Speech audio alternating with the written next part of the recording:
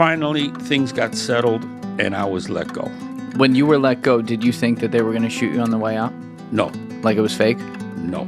I was let go, and they thought this motherfucker is going to grab the next taxi to Pereira, which is the nearest town with an airport, city with an airport, and hop on a plane and go to Lower East Mongolia. You know what I did? I got on a taxi and I went to Rasguña's hotel, and I checked in, and I had no money because I was just came from a kidnapping. I said, no, put it on the en la cuenta del señor. Oh, no. I went to the bar, had a couple drinks, ordered breakfast, and the next day I call him. And I go, ¿qué hubo, hombre? ¿Cómo va? And he goes, me imagino que estás en la mierda. And I go, no, estoy aquí en el Mariscal Robledo, tu hotel en Cartago. No, hijo de p***, no, ¿cómo va? No, no seas tan hijo de p***. ¿Cómo? Hombre, es que tenemos que hablar. No tenemos que hablar un c***, pero qué loco, ¿cómo que hijo de p***? He was going, what the f***? This motherfucker is crazy. I checked. He came to see me at the hotel. He was like, I have nothing against you, but there's no more business. Try to get it through your fucking head. There's no more. And then I said, well, okay, I can understand that. And then he says, well, then leave. You're free. Leave. I goes, but you left me with no money. Can you give me $100,000? And he goes, you know what? Tengo 50 en el maletín. Te voy a dar los 50. And he had a black Harley Davidson maletín, and he gave me $50,000, and he told me to get the f*** out of here.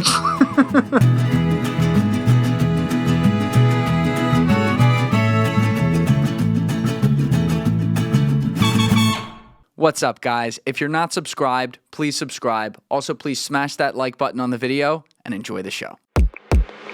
Luis, I do not know how you're not dead, and I also don't know how you do not have a movie about you yet, because your life is insane. Well, I'm alive, and the movie's on its way.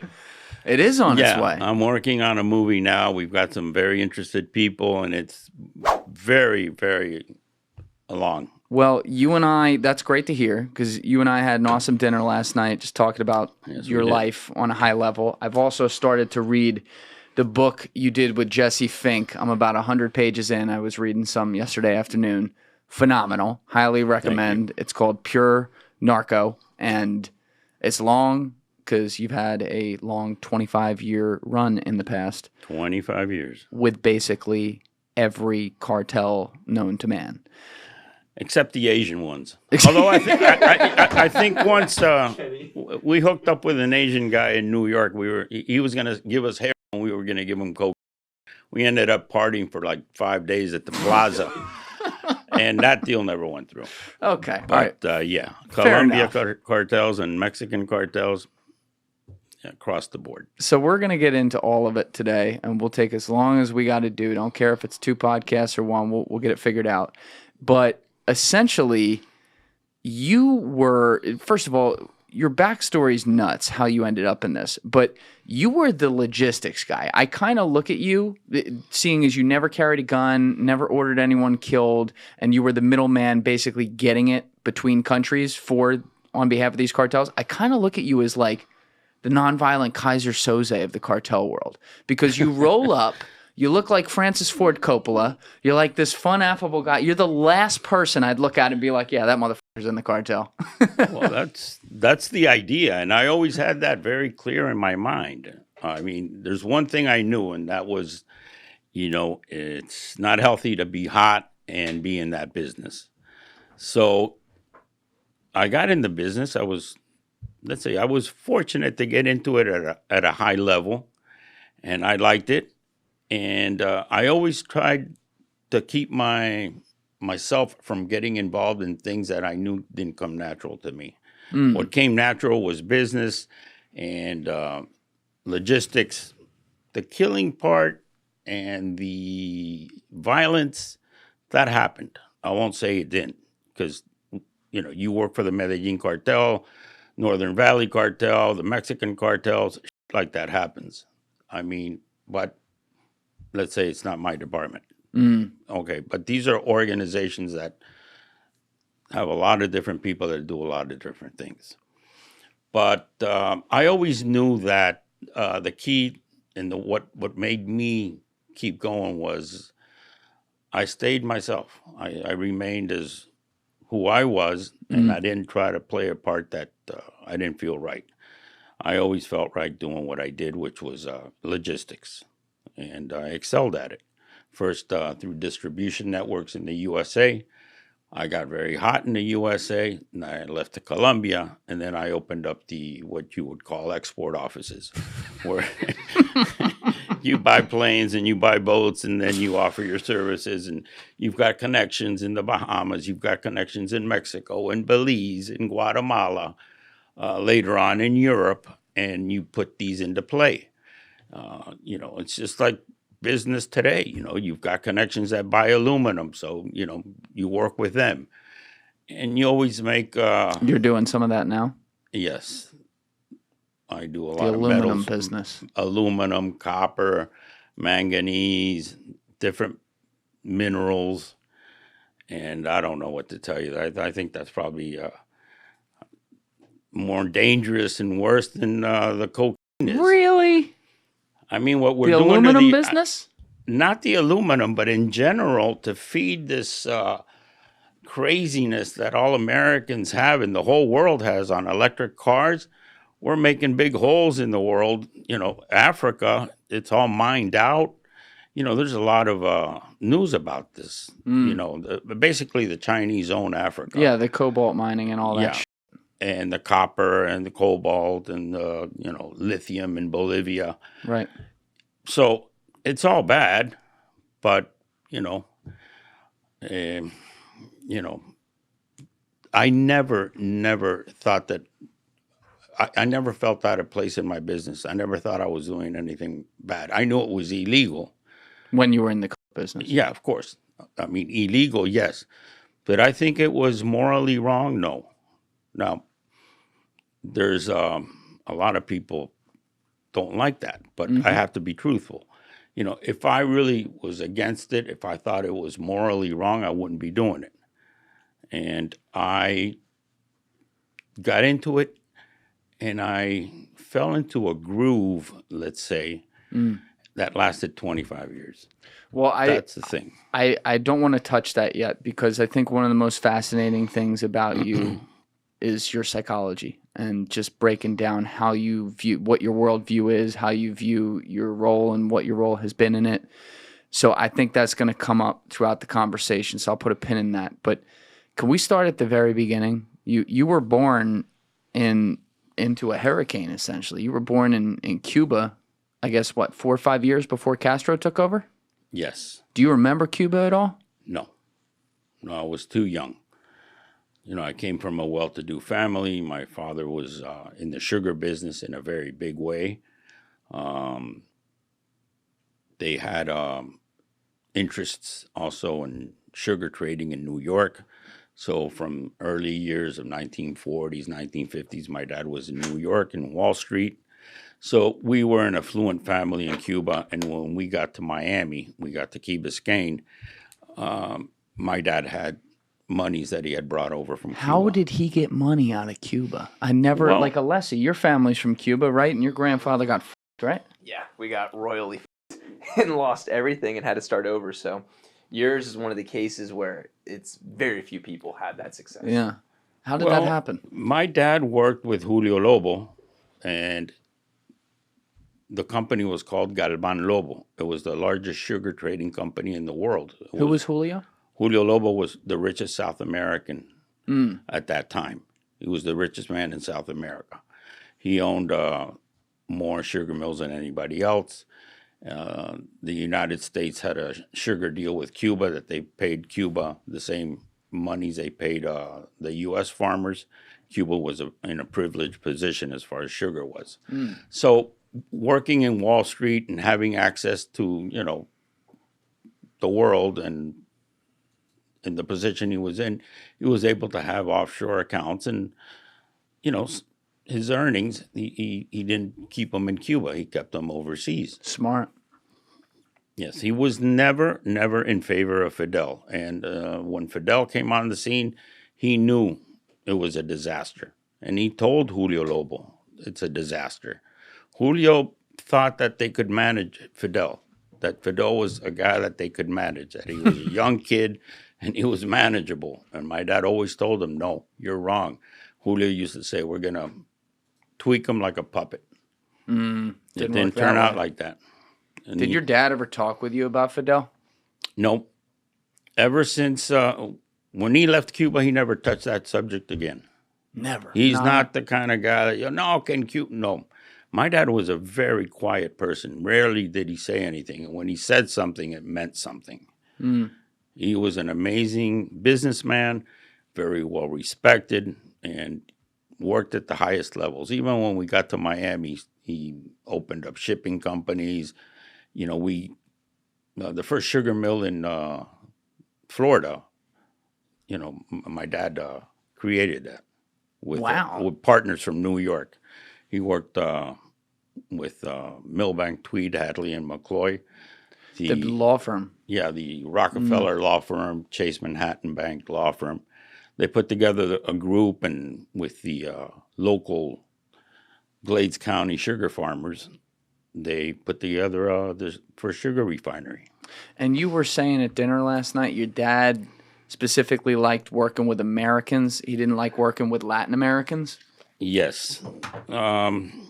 Nothing against Latin Americans, but at that time, he was very involved with Americans and the sugar market. He had the offices in Wall Street. And he just felt that they ran a cleaner show, let's say. You know, America was more organized, and he was used to organized business, not reckless. And South American, you know, not to say anything bad, but he really respected the American way of doing business. Got it. Now, when you were growing up, was he trying to get you into that business at all? Did you work with him? Was he a big influence in your life, or was his business very separate from family? His business was very separate. And since his business was 2 hours away from Miami, he spent a lot of time in Cluston, Florida. He would leave, every week he was out, you know, 3 or 4 days of the week he was away from home. And he was a workaholic. And I mean, he created this from nothing. The first sugar mill, and then the shipping business. He was always very involved in business. He was a workaholic, and he was very smart at what he did. He was not a salesman. He was an administrator, and he had a sharp numbers mind. So did he always tell me? No, he was very quiet. He wasn't much of a talkative person. He never told me, no, get into this. What he always told me was study, study, study. Get a degree, become a professional. And unfortunately, that was not me. That's the truth. I mean, I went to high school. I went to a Jesuit high school. I had classmates of mine that knew they were going to be engineers, knew they were going to be doctors, knew they were going to be accountants. Not me. I was in high school. I didn't know what the hell I was going to be. I just wanted to make money. I knew I liked money. But how? I didn't know. I didn't know. Were you a troublemaker? Or? Somewhat. Yes. I wasn't the most, disciplined student. And, I was always up to some mischief. But in a good way, not a bad way. But I was, I got along with B's and C's in school because, I'm not dumb, and I would listen. And if I had to cram the last day, I would. But I could have, if I would have studied, I would have had A's and B's. But I wasn't into school. School was not, I didn't see school as the way to success. Was there a type of, industry or type of job that maybe wasn't the kind of thing you had to study for and go to school for a long time that you dreamed of doing, though? Look, I never saw myself as working at any kind of traditional job or accountant or anything. For example, I loved playing the drums. From an early age, I decided I want to play the drums. So my dad bought me. My dad had money, so he bought me a beautiful Ludwig drum set. The Cuban Ringo Starr? Yeah. So, like, for example, the Beatles come out in 64 or 62 64. or whatever. Great music. I loved them.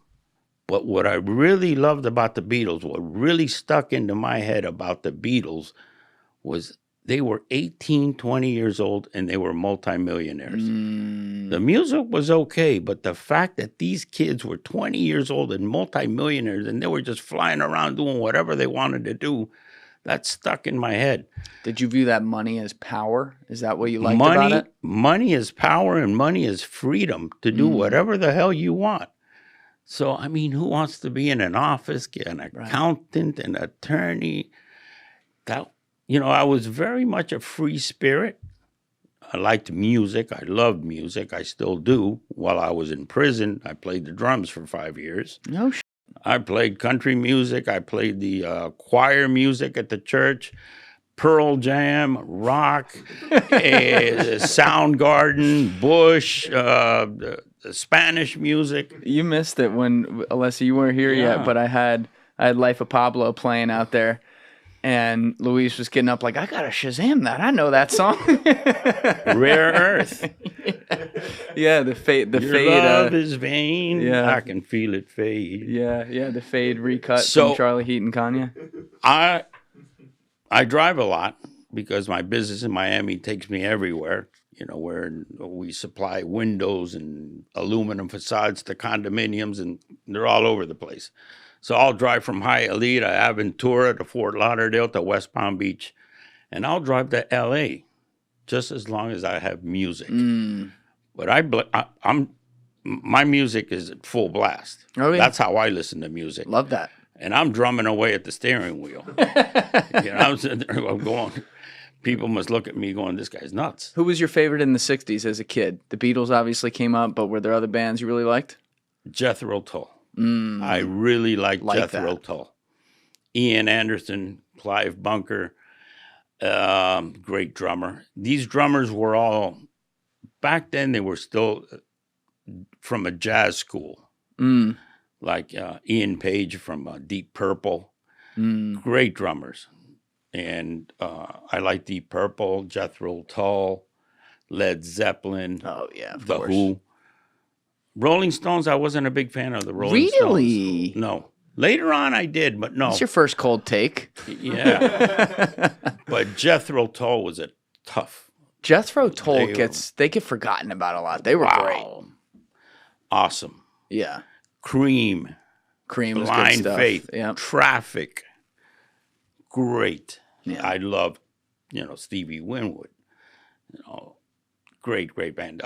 Southern Rock. You have Allman Brothers. Dwayne Allman. Great guitarist. Off-the-wall guitarist. Yep. Leonard Skinner. I've been listening to a lot of Dave Matthews lately.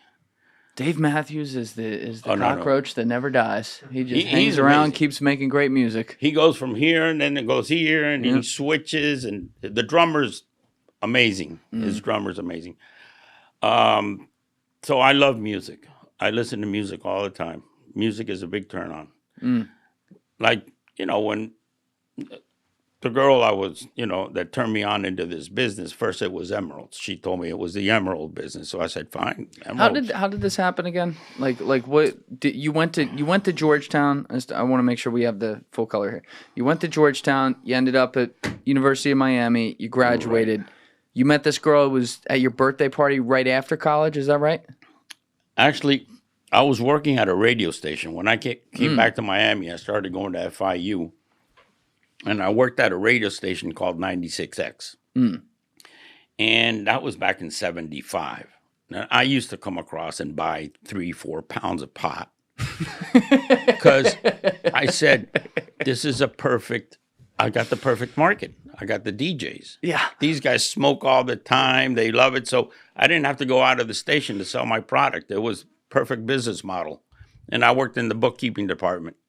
What's up, everybody? If you are enjoying this episode, and I hope you are, please make sure you share it over on Instagram and tag me, whether it be a post or a story. You can tag me at Julian Dory Podcast or even on my personal at Julian D. Dory. And if you're not following me over there, please make sure you do that too. And I will make sure I repost that on my story. And also, if you are over on X, you can tag me at Julian D. Dory, and I will repost that as soon as I see it. So thank you to all of you who have been sharing around the show. As always, smash that subscribe button, hit that like button on the video, and enjoy the rest of this one. So these radio stations, their ratings were defined by the Nielsen books, Nielsen ratings back then. I don't know if they still are. So I'm working at the radio station. My best friend calls me and says, hey, I got these books in the mail. They want me to fill them out. They're radio books. And I said, you got what? Yeah, it says Nielsen on them. I go, you got the Nielsen books? I go to the station manager and I tell him, and he says, you got to be shitting me. And we were like number 10 in the market. So I talked to my friend and says, listen, the station manager, we have trades with furniture companies, rug companies, stereo companies. We're going to give you new furniture, new rugs, and stereos for your house. Sounds good. I told the station manager, you can keep all that. I want $5,000. I got to invest this. So this guy, 5 members of his family, because his mother was divorced and she had one last name and he had another last name and the husband had another last name. So, 5 books, different names. They fill them all out 24/7. They're listening to 96X from 6 a.m. and they have the radio on while they're sleeping too. So the ratings come out and 96X comes out to number 1. Boom. Cool. I got my $5,000. His mother was freaking out. He told her he won a radio contest and that's what they won. Sure enough, it didn't take long. The owner of the radio station was Cartel Broadcasting, owned by Charter Communications. They're on the New York Stock Exchange. Yeah. I've heard of them. Okay. So they come down from New York. That says there's been a fraud. And the FCC's looking to take our license away. And we believe this fraud initiated with Mr. Bookkeeper there, Mr. Navia. And I saw this shit coming down and I said, the FCC is going to come after my ass. So I left to Ecuador. I made excellent Ecuadorian friends in Georgetown. When I was in Georgetown, even today, my best friend is Ecuadorian. So the Georgetown's like the Illuminati of Ecuadorians? Oh, yeah. That was full of Ecuadorians. And boy, did we have a good time. To this day, these friends that I met in Georgetown are still my close, as they say in Ecuador, mi panas, to the heart. So you had to flee from a radio station gig over 5K. This. Yeah. I fled to Ecuador. I stayed there for a month. Then I guess the FCC, we lost the license. This is crazy. 96X lost the license. So what does that do to them? Well, it wasn't a good one. It's a costly mistake there. You lose your radio license. So I came back to Miami after being in Ecuador for about 30, 45 days, and it's my birthday. Wait, so you went to Ecuador because you thought maybe I'm going to get arrested for this? Yeah, I thought the FCC was going to come down. 30 days later, you're like, I'm good, fam, I'm back? No, they kept it under the rug. They lost their license. They fought it. A year, they lost their license. But I came back because I said, well, I guess they're not coming after me. I can't live in Ecuador forever. So I came back, and my girlfriend from Key Biscayne throws me a birthday party. Nice girlfriend. Great girlfriend. I really feel bad about this, too. I'm sitting there on the couch. She had rented a house. Actually, she rented a house.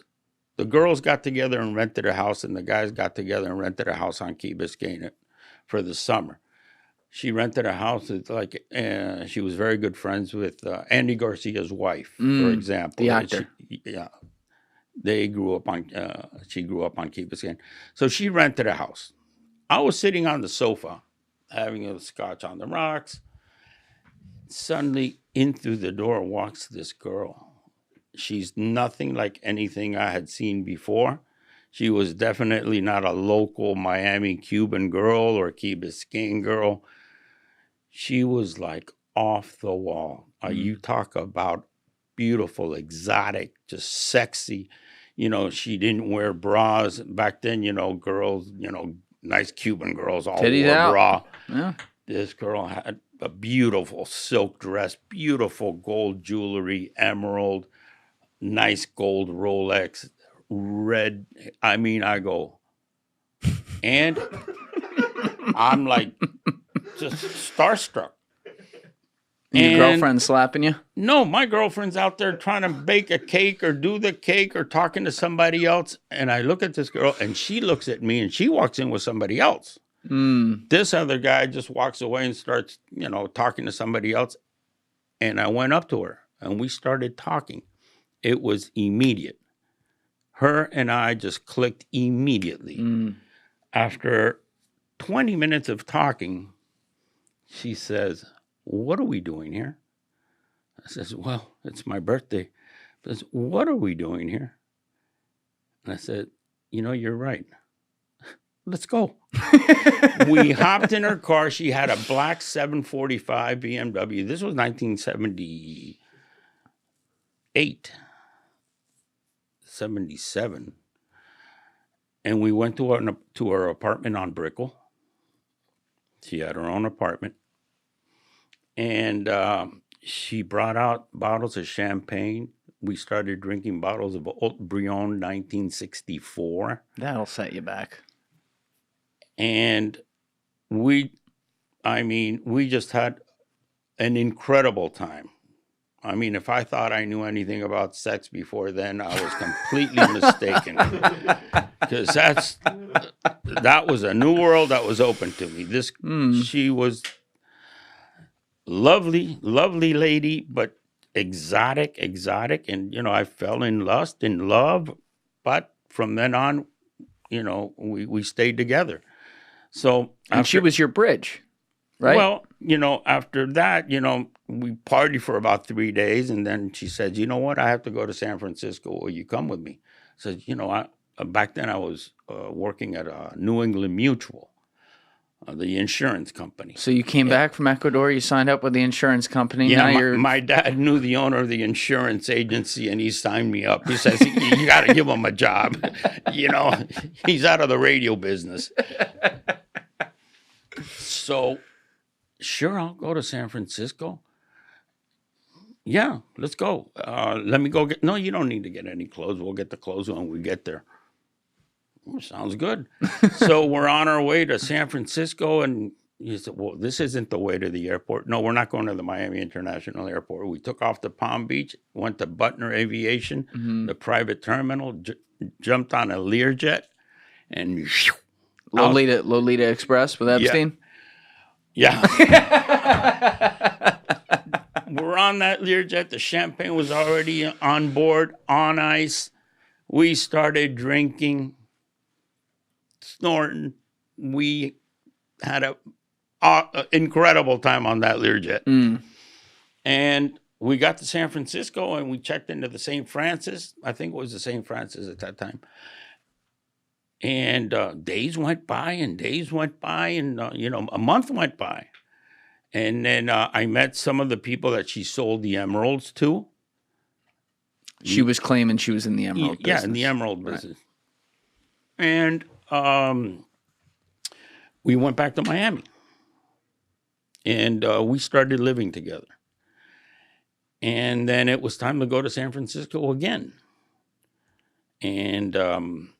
this time, I didn't know this, but they had sent, let's say, a load of emeralds.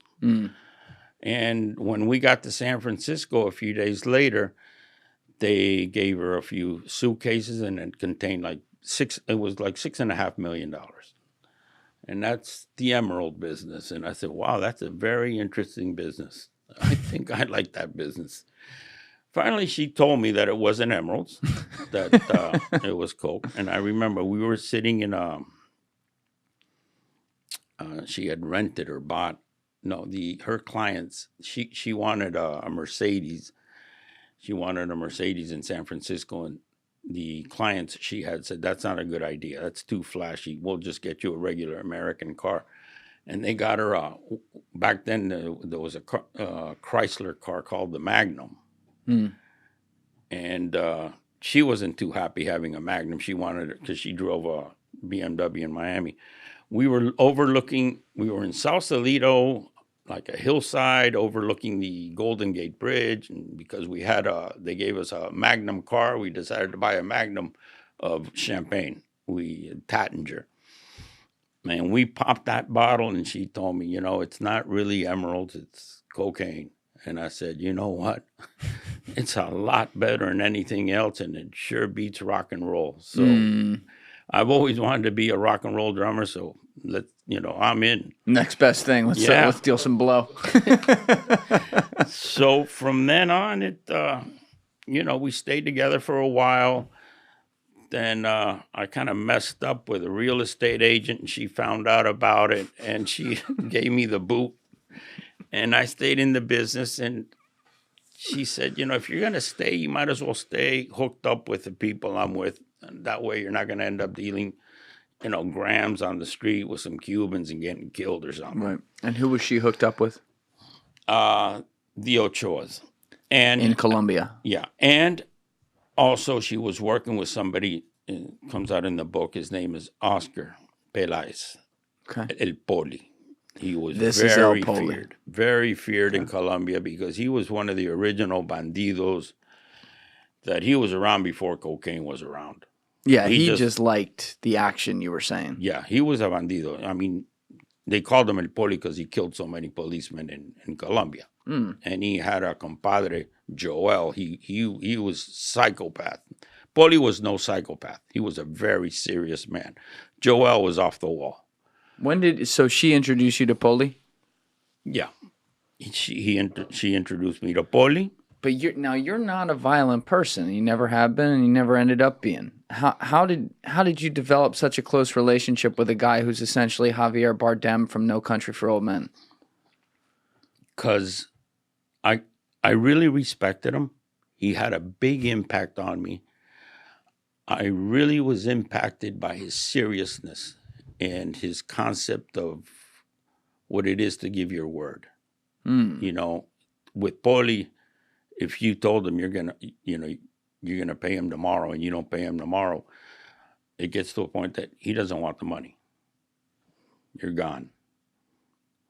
And he had a sense of respect and just a sense of person about him that you looked at this guy and you knew this was serious. His eyes, his manner, his way of moving, his mannerisms. I was very, very impressed by him, and I admired him. And hanging out with Polli was like hanging out with God. And you knew this man had the power of life and death over anybody. When you say hanging out with him, you talking literally just hanging out with him, or actually going on business runs? Air quotes there. They never so to took. Speak.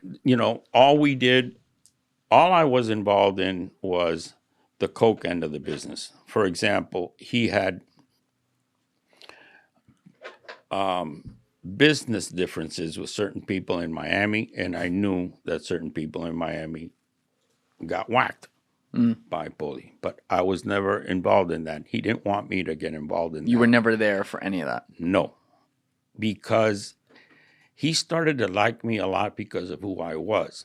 I never changed into wanting to be violent and wanting to get into that part of the business. I was always, a three-piece suit, coat and tie, very legit, naive-looking kid. Even as a 23, 24, 25-year-old. Yeah. And he liked that because then I was his chauffeur. Because he wanted somebody that spoke English, had a driver's license, and looked like an idiot driving the car. While he was in the back seat with a machine gun with a silencer. And, to this day, I'm friends with a cop, an ex-Miami-Dade homicide detective that detained Polli in one of his houses and shook him up and took him in for questioning, and then they had to let him leave. Not enough evidence? Yeah, they just shook him up. And to this is a very interesting story. It's really weird. It's right out of Pulp Fiction. So Polli put a hit on this guy. And I always heard, ¿qué pasó con el Colorado? ¿Qué hubo del Colorado? El Colorado was this police guy. They called him El Colorado in the force because he doesn't look Cuban. He's 6'4", red-haired, freckles. He looks Irish. Right. He is Irish descent. So I always heard El Colorado, El Colorado, El Colorado. So here you have a guy I'm hanging out with, driving for, who has a hit on a Miami-Dade police detective, homicide detective. They have a hit on him too, because this is known. And basically, a few years ago, I met El Colorado. I met him. And he was very hesitant to meet me at first. He thought it was the past coming back to haunt him. And then basically what he told me is, you don't even know what you were driving. You were basically driving a hearse. Because if we would have found him, we would have gone at it. And he would have gone at us because we knew who he was. We knew he was violent. He was no pushover. And so did he, the way you described him is that he was a gun for hire. It seems like across all different people, or was he more really like a gun for hire? He had made a reputation for himself in Medellin, and in the business he was in, he ended up killing a lot of cops because cops didn't like what he was doing, and he didn't. I think he was an ex-cop too. He was an ex-cop. He was F2. F2 are like the worst of the worst. El Polli Loco. They don't have F2 anymore. It was so corrupt. F2 were cops for hire for killing people, and F2 were really... Where, in Colombia? In Colombia. Cops for hire for killing people. Yeah, F2 were like... Sign me up. Like bottom of the barrel cops, rogue cops. And so he killed a lot of cops in Colombia. That's why he got the name of Polli. He got a lot of respect. Then he came to Miami when the cocaine business started rolling. And somehow he hooked up with this girl, Bia, in the book, the girl my girlfriend that turned me onto it. And he had a connection with Jose Pepe Sarmiento, el viejo Pepe Sarmiento Cabrera. He was one of the original guys in Miami in the mid-'70s that he was bringing in large amounts of cocaine into Miami. He's on Google and everything. He was a big player for the Medellin Cartel. So he was receiving most of his cocaine from him. At the same time, Griselda was in there also. Griselda Blanco? In Miami. I never saw her as being as huge as they say they were. I know for a fact that every time we were at the Omni or Dadeland, sometimes, you hang out all day, basically from payphone to payphone, making phone calls, and you go to a mall, and you see the other people, like Griselda's people. Whenever Griselda's people saw police people, they want no part of it. They were afraid. Yeah, everybody, all Colombians were really afraid of Polli. He was the real thing. There was no black and white. There was no gray area there. He was it. But you become essentially this guy's like chauffeur. And this is after you break up with that girl. Right. You had gotten into the coke business with her, but then when you and her broke up, she's like, okay, we'll stick with some of my people because then, you'll actually be doing legit shit. But like, is this when you're developing into the logistics expert, or did you not have even a role like that yet? No. At that point, she kept working with Polli, although we were broken up. So Polli kept supplying her merchandise, and her client was an American guy in San Francisco who was a top-notch client. A client like that you don't have. Back then, a guy that you send 100 kilos. Back then in Miami, you were selling 5 kilos of cocaine and, half of it got ripped off. The other half came in 5s and 10s and 20s. And, it was just a disaster, not a clean business. You ended up dealing.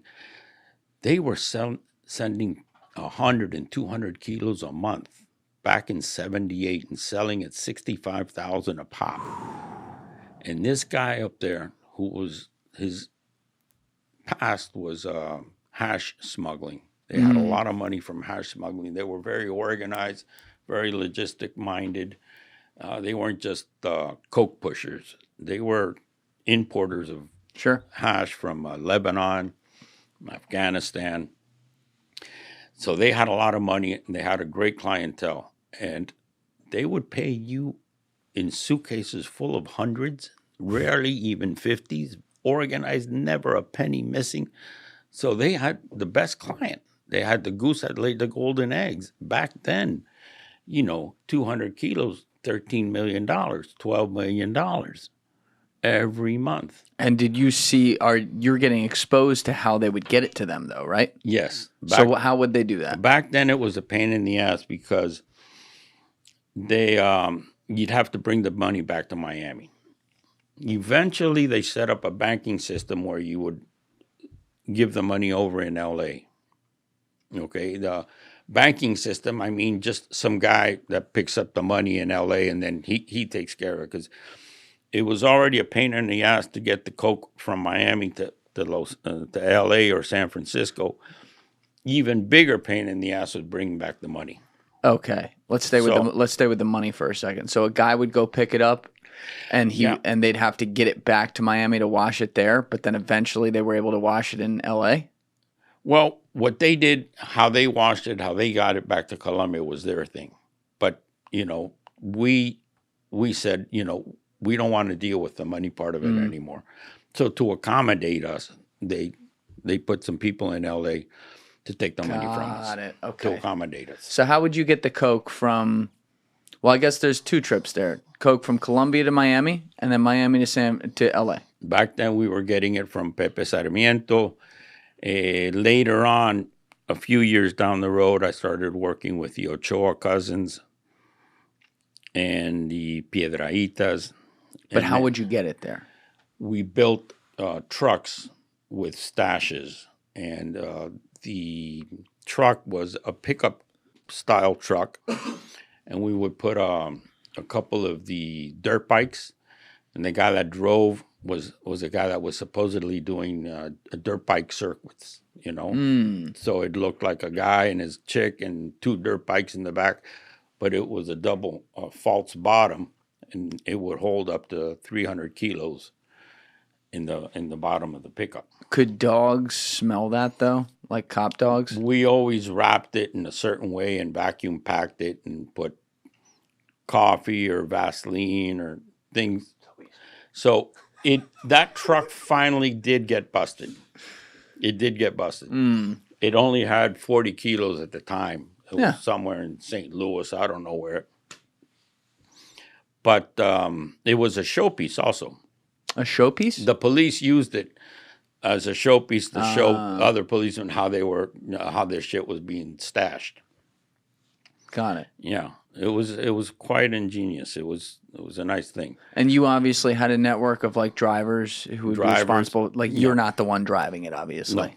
No, I had drivers. They always fit a certain profile, and then I had one driver that was like the main driver, and he was a good friend of mine, and he did very well. What kind of profile? You say fit a certain profile. A nerd. You wanted nerds driving your trucks with coke across the country. This guy, if you looked at this guy, the last thing you would think about would be cocaine. This guy was like... How do you find... You go to a local college and say, oh, you look good. No, he was just a friend of mine. And I said, you fit the perfect profile. And he was so... He didn't want to deal... he was like paranoid to the point that it was intelligent for him to be paranoid and act goofy and not want to, party at all times. He was a perfect guy. And he never got busted. And you take care of those people pretty good. Now, how does the money work for you? Can we do a little math here? So let's say you had a load of 300 kilos. I think that was one basic one you were talking about a couple minutes ago. And you get that from the Ochoa brothers. When the distributor buys it in LA, how much money at that time, maybe late 70s, early 80s, would they pay for that 300 kilos? Okay. Back when I was distributing, we would usually send 100 kilos at a time. Okay, let's go with 100 then. We would buy it in Miami. I would get it at 52, 50, 52, and I would sell it at 62, 60, almost $10,000 a kilo. Okay. It was a very good business. Okay, so you're making $10,000 profit a kilo. So the way I'm understanding this is once the Ochoas send it to you in Miami, you have now bought it from them. It is now yours. It was fronted. What do you mean it was fronted? It was given to me on credit. I had very good credit because they knew. Oh, they have credit in the drug business. It's good to know. I never paid for.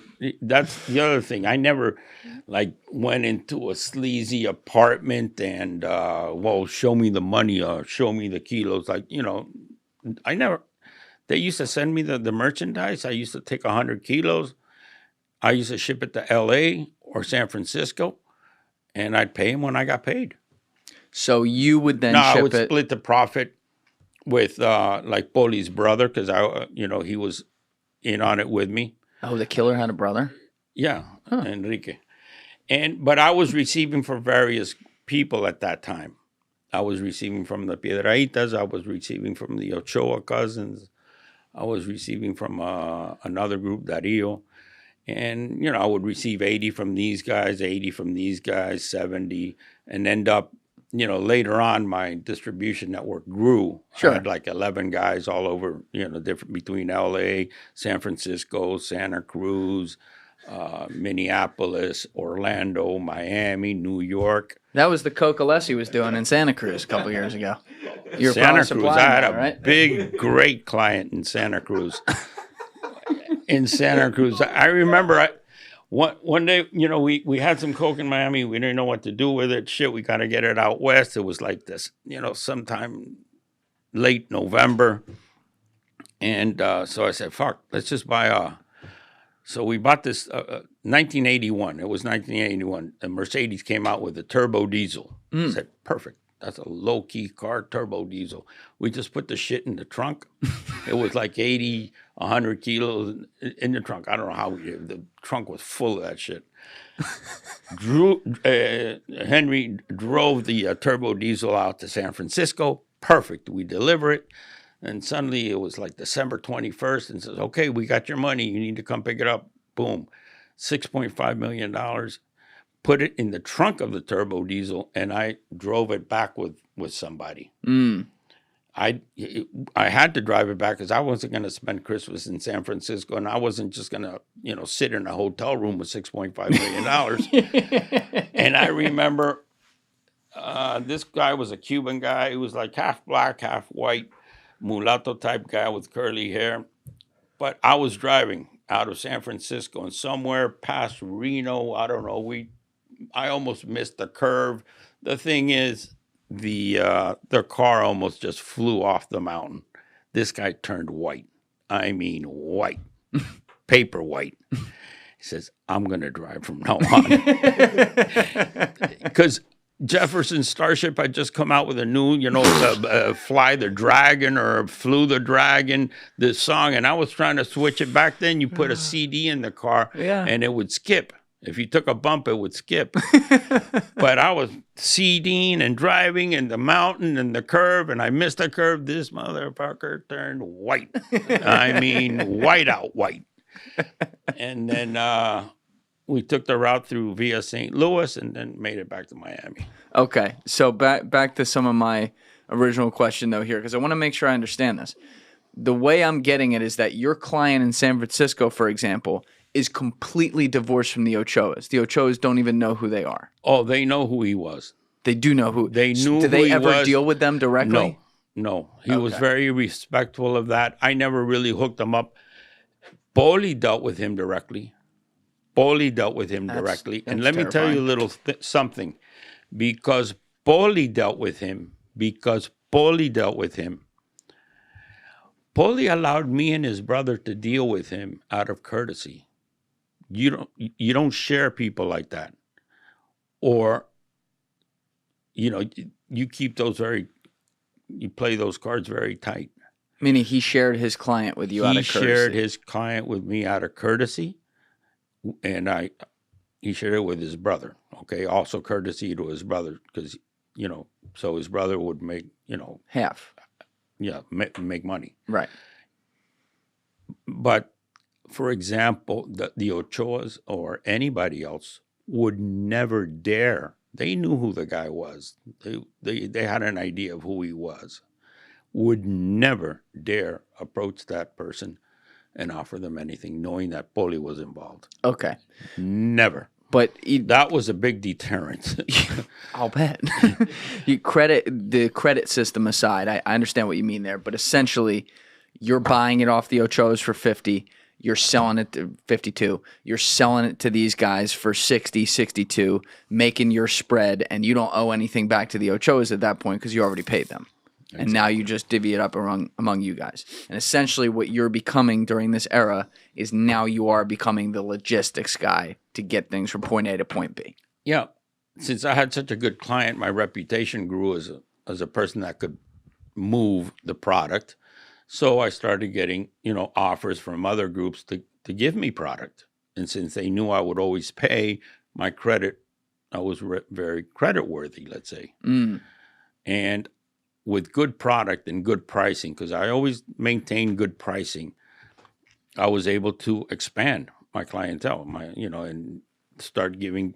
I was working with a guy that his clientele was the Hollister Ranch many years ago, like in 78, 80. It was just a bunch of rogue surfers, surfing out there at the Hollister Ranch, and they would go once a year. The Hollister Ranch. Yeah, I'll look it up for you. Okay. And they used to go to Peru to surf contests. And surfing, Peru has great waves at certain times of the year. Mm. And they used to bring back their Coke inside the surfboards. But inside the surfboards? Yeah. So when I started I had a friend, a Canadian friend that I worked with that was also a surfer, and he hung out there. And I started giving him 1, 2, 3 kilos of Coke. And within 3 months, he was selling 100 kilos a month. Love that. Enterprising. Good pricing, good product. I never cut the product. So it moved. It's just basic economics. A good product at a good price will sell itself. And this is all, you're still in your 20s during this time period, right? So you're young, selling 300-400 kilos a month. I mean, I didn't know what to. Yeah, by the time I was 27, I already had $5-6 million. Do you have any of this money buried anywhere? No. You can keep it between us. There's a $100 bill inside the book. By the way, before we go on here, I do want to say this to people out there who already think this sounds unbelievable. We're going to get through how it all happened, but you literally have a consulting firm that advises the government on matters like this to this day. And you were a guy who, when you were caught in 2000, we'll get to that whole story eventually, were paraded on the news by, the U.S. authorities, had been long wanted. So when you talk to the guys, including the Steve Murphys of the world, who is from Narcos fame, the DEA guy, a bunch of the guys who arrested you, who you're now great friends with today, your story all checks out. You really did do all these things, because I know what people think when they see people on YouTube talking, it sounds unreal, but you really, for 25 years, were this logistics guy. You really did deal with all the people we're going to be talking about you dealing with, including at the very beginning, like the Ochoas, and coming up under a guy like Polli. But I'm just giving that little editorial for people out there, because it's going to keep getting crazier as we go along here. Yeah, that is, it's not really what I did. A lot of people did what I did. Maybe not the numbers, because the numbers had a lot to do with it.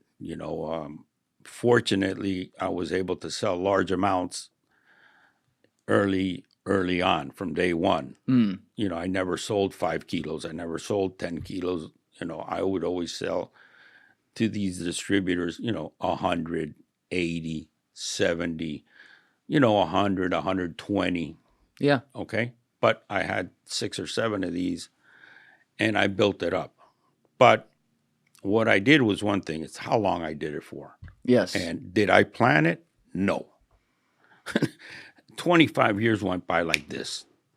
And it was just like I started as a chauffeur for Polli.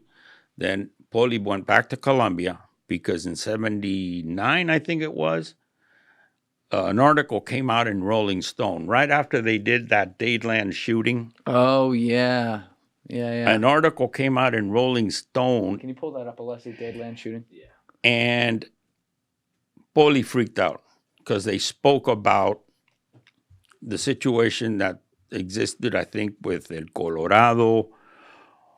But basically, that kind of freaked him out, and he went back to Colombia. When he went back to Colombia was when he said it was all right for me to continue working with his client in San Francisco, even though I had already broken up. No, I didn't break up. They kicked me out. Right. With your girl. With Bia. Yeah. And then I did it with his brother. Okay? Yes. With his brother. Enrique. And then the other guy that was also involved here was Joel.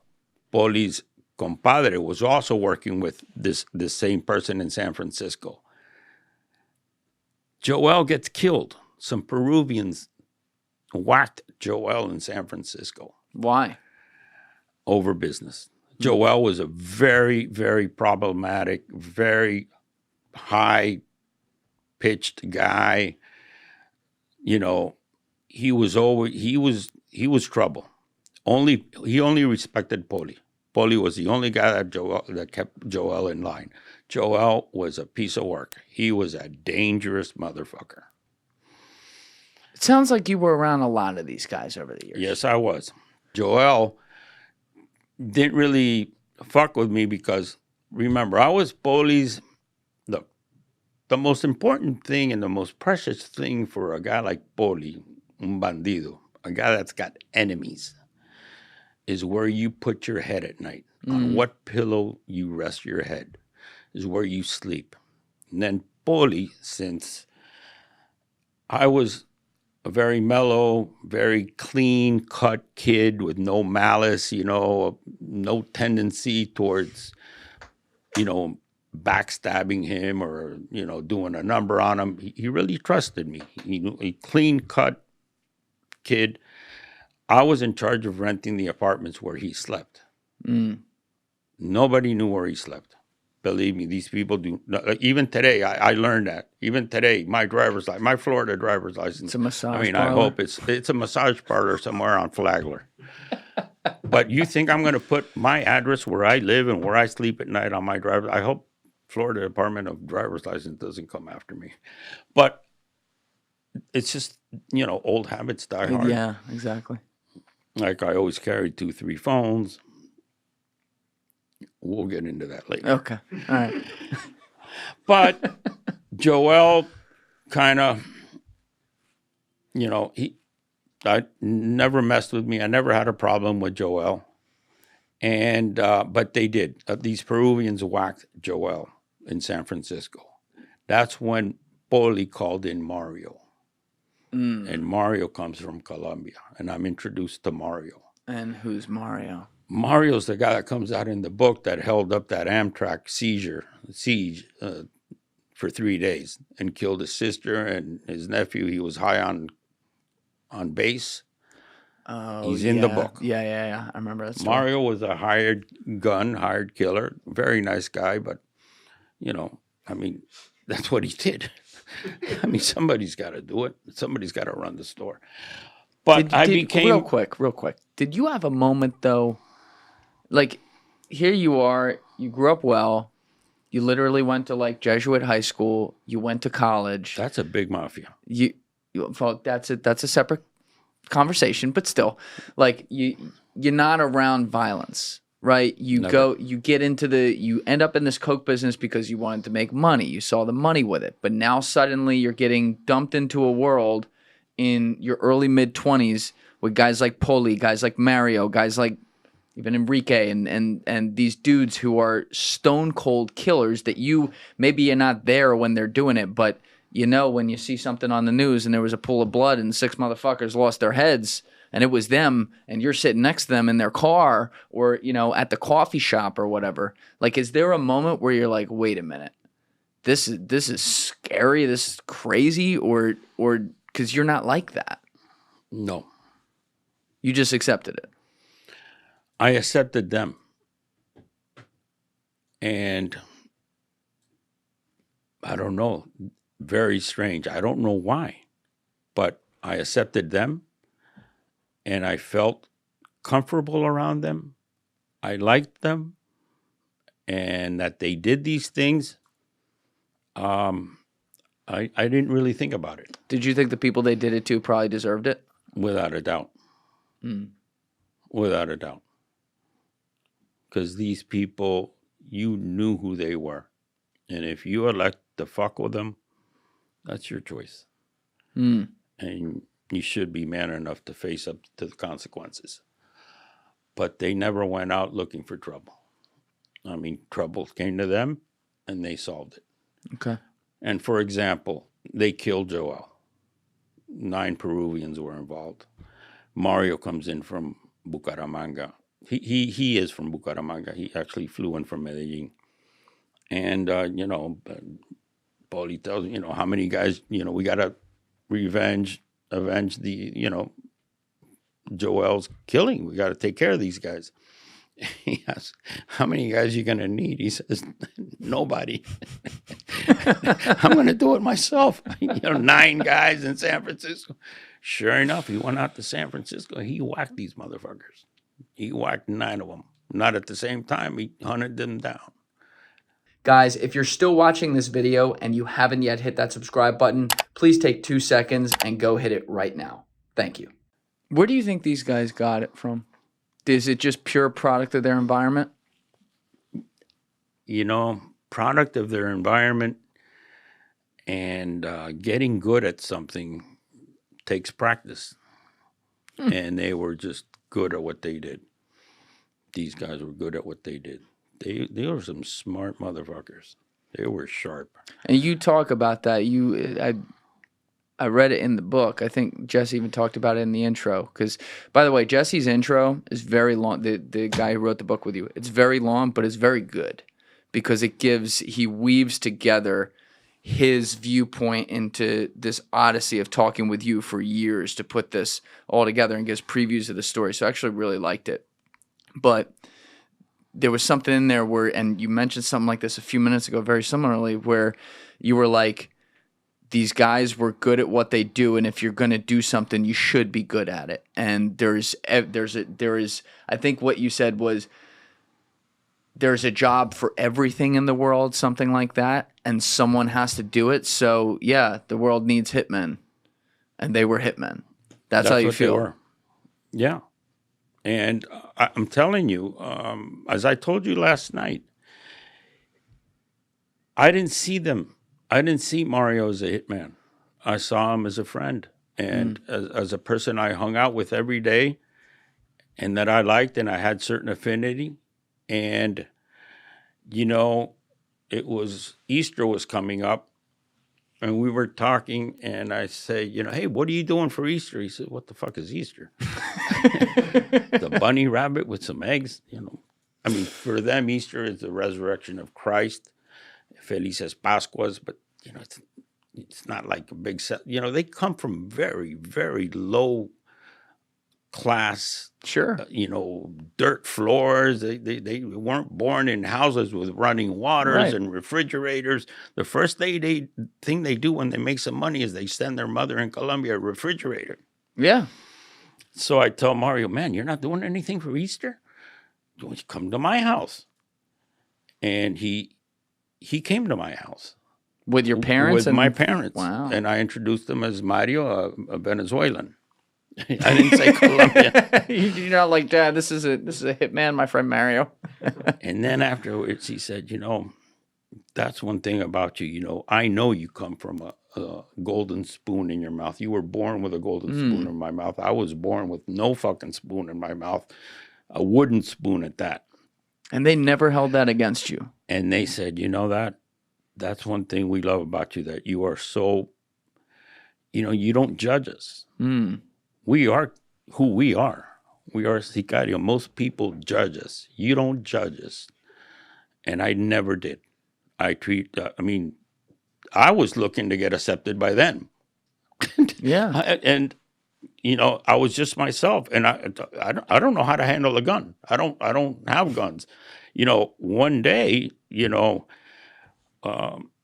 Mario, I lived in an apartment in Venetian Island, and I go downstairs in the parking lot, and I run into Mario, and he looks at me. What the fuck are you doing? I said, well, I live here. He says, you live here? I live here also. And he tells me, you need to move out. I go, what do you mean I need to move out? I just moved in. He says, you know what? You're heating up my place. You're heating up the building because you're hot. You sell cocaine. You're hot. I mean, he shoots people, but I sell, but I'm heating up the building. You were hot. So I you don't say no. I said, no, okay, well, if you want me to move out, I'll move out. You know what? And he says, okay, let's meet back here later on tonight. So he comes to my apartment, we start drinking, and we start snorting. And we start talking, because when you drink and you snort, you start talking talking, and we just started talking. And then I said, I had bought a gun in San Francisco, an antique.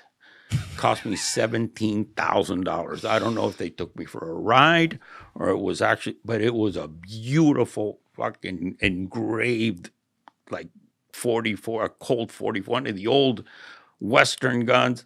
Came in a case, and I said, shit. I got high, and I said, Mario's such a great guy. He's going to really love this present. I went in the room, and I said, Mario, I went to San Francisco, and I bought you this. And I gave it to him. Tears came out of his eyes. He says, nobody has ever given me anything. So he goes, in our world, when somebody gives you a gun, you have to, as a gift, you have to give them a gun. So he pulls out his Browning, and a 9mm, and he gives it to me. And that thing was obviously cocked, ready to go, because he never had it any other way. I didn't know what to do with that motherfucker. So I went in my closet and I put it in the coat pocket of some blazer. I always wear a blazer. And so he left to his apartment and I left to my, I went to sleep. The next day, I said, where the fuck did I put that gun? So I went in and I took it out and I was hungover and boof! Plaxico damn Burress. thing went off. And I said, shit. Where the fuck is the bullet now? I took my clothes, because I said, that gun for sure has killed somebody, so I'm out of here. I took the clothes, I took everything, and I left.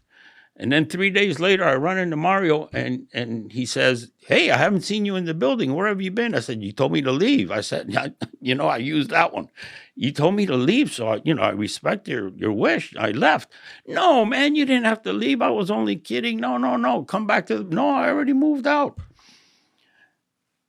And that was the story of Mario giving me, I gave him the gun, and then he gave me. What became of Mario? Mario, shortly after that Easter dinner, he jumped on an Amtrak. He told me, I'm going to New York by train. Months later, he says, okay, I'll meet you out in San Francisco. He says he jumped on a train in Miami to New York with his sister, the sister's daughter, and a newborn baby. And he started to smoke base, I guess, when the train took off in Miami. By the time they got to North Carolina, he was so based out, so paranoid, that he shot his sister, he shot the baby, and the newborn. They had a 3-day siege, and the FBI hostage negotiator for 3 days was talking to Mario, trying to save the newborn baby's life. Through the bullet holes in the train, they had to put in little things of, what is it, when they put the IV. so he could IV the baby. The baby was dehydrating. They say that the stench, the smell of the dead bodies inside the train car with Mario was just unbearable, and it was in the summer. So that's in the book, and that's you Google Mario and you'll find out this hostage. I was getting the names mixed up, but crazy, that was pretty crazy. riveting. And didn't someone go talk to him during that though too? What? Yeah. Am I remembering that right? It wasn't just the negotiator, like you or somebody like talked to him while that was going on? No. What happened was I was in San Francisco and suddenly I get a phone call from my mother and says, "Have you seen the paper?" I go, "What paper?" Says, "Any paper." And I go, "What? No, I haven't seen it. I think your friend is on the front cover." And I said, No, that's not my friend. That guy on the cover is Colombian. My friend was Venezuelan. I said, "Well, it looks a lot like him." My mother, because he had come to dinner at the house for Easter. Why? I thought this was the one. As I read about this, crazy. Someone was talked crazy. to him during it. The FBI, one of the negotiators, since he claimed and everybody knew that he was based out, and when you smoke base, you get so paranoid. He killed his sister, and he killed one of the persons involved in that actually traced back Mario's steps and did smoke base to see what kind of effect it had on you, and some psychologists, and wrote about that. Wow. About the effects of base and paranoia and all that shit. You know what it was? I think it was you went to see Polli in a hotel room or something. It wasn't. No. That was before that. Right. I'm saying I was remembering. That's another. I was remembering something totally different. That's my point. After Mario whacked the 9 Peruvians, he decided to take it easy. So he rented a motel room in Santa Rosa, California. This was it. Yeah. And he started to drink and to smoke base. And he called some hookers. Nice. And for 3 days, he was just going at it. And then he started to hit the hookers. And Brian calls me and says, "Man, this is all going to go to hell. Mario is stuck up in some hotel room in Santa Rosa, beating the fuck out of these hookers. And this is going to go to shit. The cops are going to go. This is going to turn into a shit show." So Brian spoke to Mario, and Mario said, "Well, have a local come over to see me." A local was me. El Loco. Yeah, they called you the crazy? He called me a local. And he'll only talk to you because he trusts you. He knows, once again, I never posed a threat to these guys. To them, I was just a nice, naive, no malice. And I walk in the room, and Mario is sitting there with his shirt off, with his always use that Browning 9mm, duct taped to his hand, with el peine, and then another peine on the table. Oh, what? The clip. Oh. Duct taped to his hand. And he had one of the hookers rolling him up, and he was smoking base and drinking. I go, "What the fuck?" And so I went in there, and I started to drink with him. And then I started to mellow him out, and I started getting rid of the hookers. And I started telling, "Take this." And I gave him Valium to mellow his ass down. And I was drinking too, because I had to drink with him. He says, "Mario, let's talk. Let's get rid of these hookers. I mean, let's you and me talk. We got things to talk about. We can't have these hookers listening in." Yeah. Get rid of them. So I got rid of the fucking hookers. And Brian made sure he paid them off, made sure that, because, he had hit them, a couple of them. Yeah, bruised up. After a while, he fell asleep after a day. I was in there for about a day with him. So you don't come off a fucking 3-day binge just like that. And that was the one I was thinking of. Okay. So, and you had said Polli went back to Colombia when he got hot.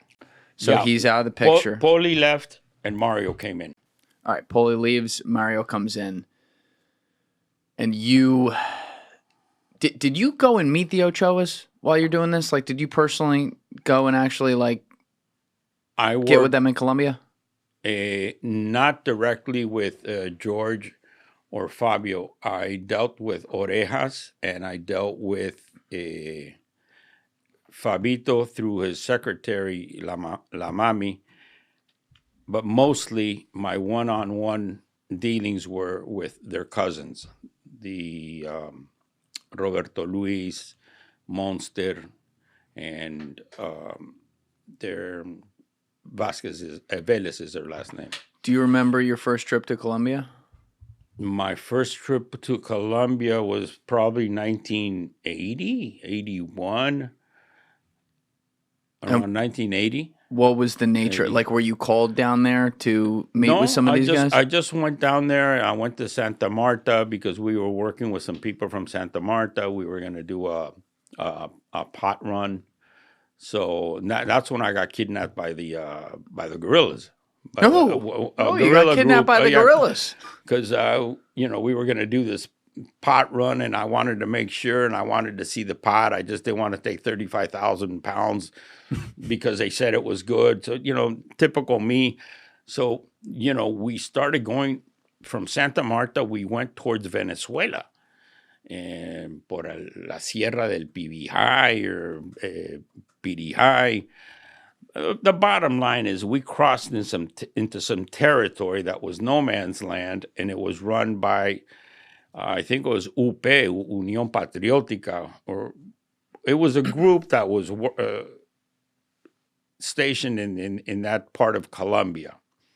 And it was really strange because you knew you weren't under any government control because they had their own schools. Mm-hmm. This wasn't La FARC, and it wasn't EP, and it wasn't the EPL, who were very violent. These were less violent guerrilla movement. They had schools. But the point is that, el comandante, held us and told us, what the hell are you doing here? And I told him, we're buying pot. And I said, what do you mean you're buying pot? I mean, from who? And I said, well, I guess from you now. And they wanted to hold me for ransom. Mm. And I said, that's not a good deal. Why hold me for ransom? If you have the pot, I'm here to buy 35,000 pounds. If you have the pot, I'll buy it from you. How about the people in Santa Marta? Fuck them. I'm here with you now. I don't see them here. So he kind of liked me. We sat down. We worked it out. $10 a pound, $350,000. I gave them a down payment. They shipped. When I got back to Santa Marta, I got back with red eye and everything because of the jungle, I left with some Lucchese boots. I came back with these rubber boots because the guy tells me, well, how are we going to seal this deal? And he looks at my boots. He said, I kind of like your boots. I said, yeah, well. They're and yours. He says, I'm going to give you my rubber boots because that's what the guerrillas wear, rubber boots. Mm-hmm. And you give me those nice, fancy polka dotted boots. So you were moving pot though too. The only time in my life I did. I was going to say big because mistake. It's way heavier. It's lower margins. Bunch of bullshit. We lost the load. I still made good on the 350 to the guy. Ooh. But the only time I ever moved. Where were you trying to bring it through? Florida? Bahamas, yeah. Bad move. That was an accident waiting to happen. I had this guy, Tim McBride, in here for episodes, I believe it was 105 and 106, where he talked all about his career doing that. He operated and actually ended up becoming like the godfather of this island called Chokoloskee Island in Florida on the West Coast. I know where that is. Yeah. One of my John, what's his last name? He was a fugitive living in Cancun, and he was from Chokoloskee. Yes. Best cast Chaplin. What was his name? John Chaplin. Tall, big guy. He was living in south of Cancun. Okay. Best captain I've ever seen. He used to do the run by himself. Wait, that's not Captain John. I'm forgetting the names here. Is that Bald Captain guy, John? tall. I can't remember. Tough motherfucker. I can't remember, but Tim was the guy. They would go out on the boat. Him, the captain, one other dude, and they would Well- pick up all the loads. They used to do it. What would happen is they would bring in from Colombia all the weed on a cattle ship. And so then when they would get there to switch it over on the boats, shit would be too heavy or whatever. So they would just throw the cattle in the water and they just drown.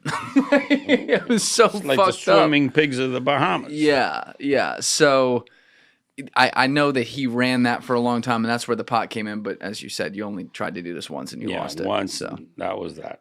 yeah.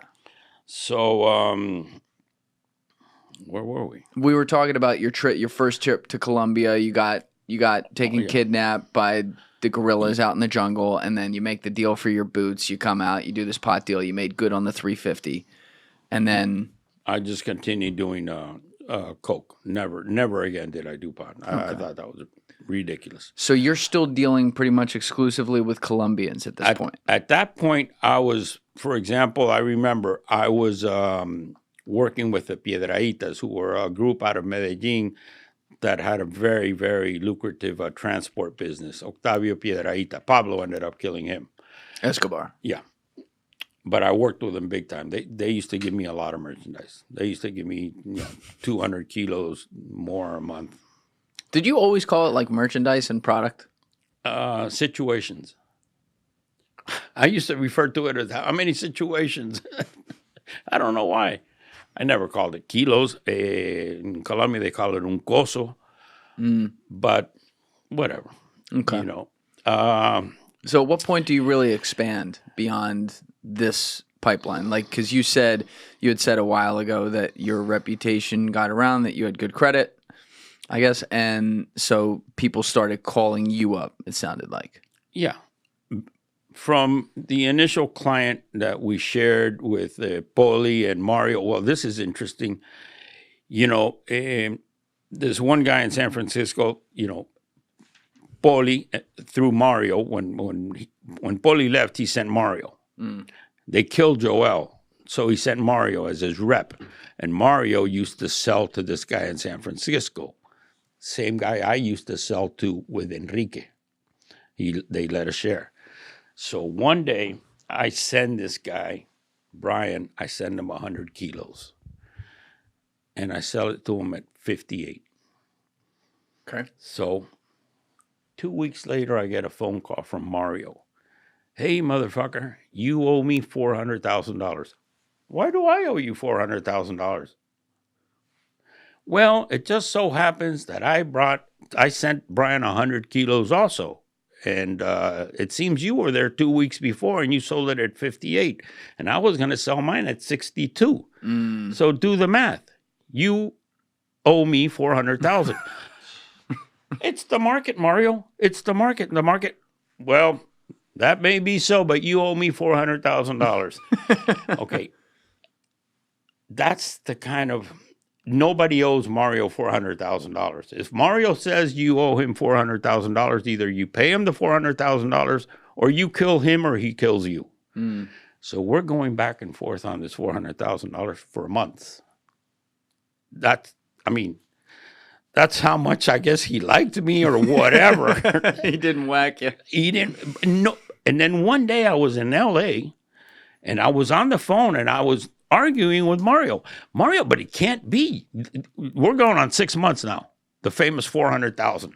Mario, back and forth, 400,000. My brother-in-law listens in on the conversation. Who do you owe $400,000 to? Says, no, Mario. He's driving me fucking nuts because of this. And I explained this. He goes, you owe $400,000 to Mario? You're fucking nuts. Dead You're man a walking. You're a So he went ahead, ordered his sister in Bogota to pay the $400,000 directly to Mario. And then I found out that one day Mario called, finally you made good on it. It was only 6 months. The only person on earth that owed Mario $400,000 and actually lived through it. And I got pissed at my brother-in-law for paying it because I didn't really owe it. It's not the kind of thing you argue. This guy could kill you. He's my friend. He's not going to. He's your friend. Are you nuts? This guy's a known killer. Well, he's not. He's not a killer to me. He's my friend. This is after obviously this is before the train incident. Right. But it was after the Hotel? the Santa Rosa thing. So And you're still like, oh, this guy's my friend. Nothing's wrong. Always to the end, he was my friend. I was sad when this thing happened in the train. I was really sad because I like Mario. And I'm telling you, that's another thing. I didn't really flaunt it because I took it naturally. But let me tell you, I mean, if anybody ever wanted to whack me, they'd have to think it over twice because Mario would not take likely to that. You liked being around that? You like being around guys that you knew if you were associated with them? No, I actually liked Mario. I really respected Polli. Polli was a very respectful, and Mario, Mario, I liked him. It was, Polli, I really respected. It was a different relationship. Both situations. Polli was very serious, very serious. Polli never really his actions proved that he liked you, because if not, I wouldn't hang around with him. But he was a very serious guy. Mario was more kiddingly. Mario was a trip.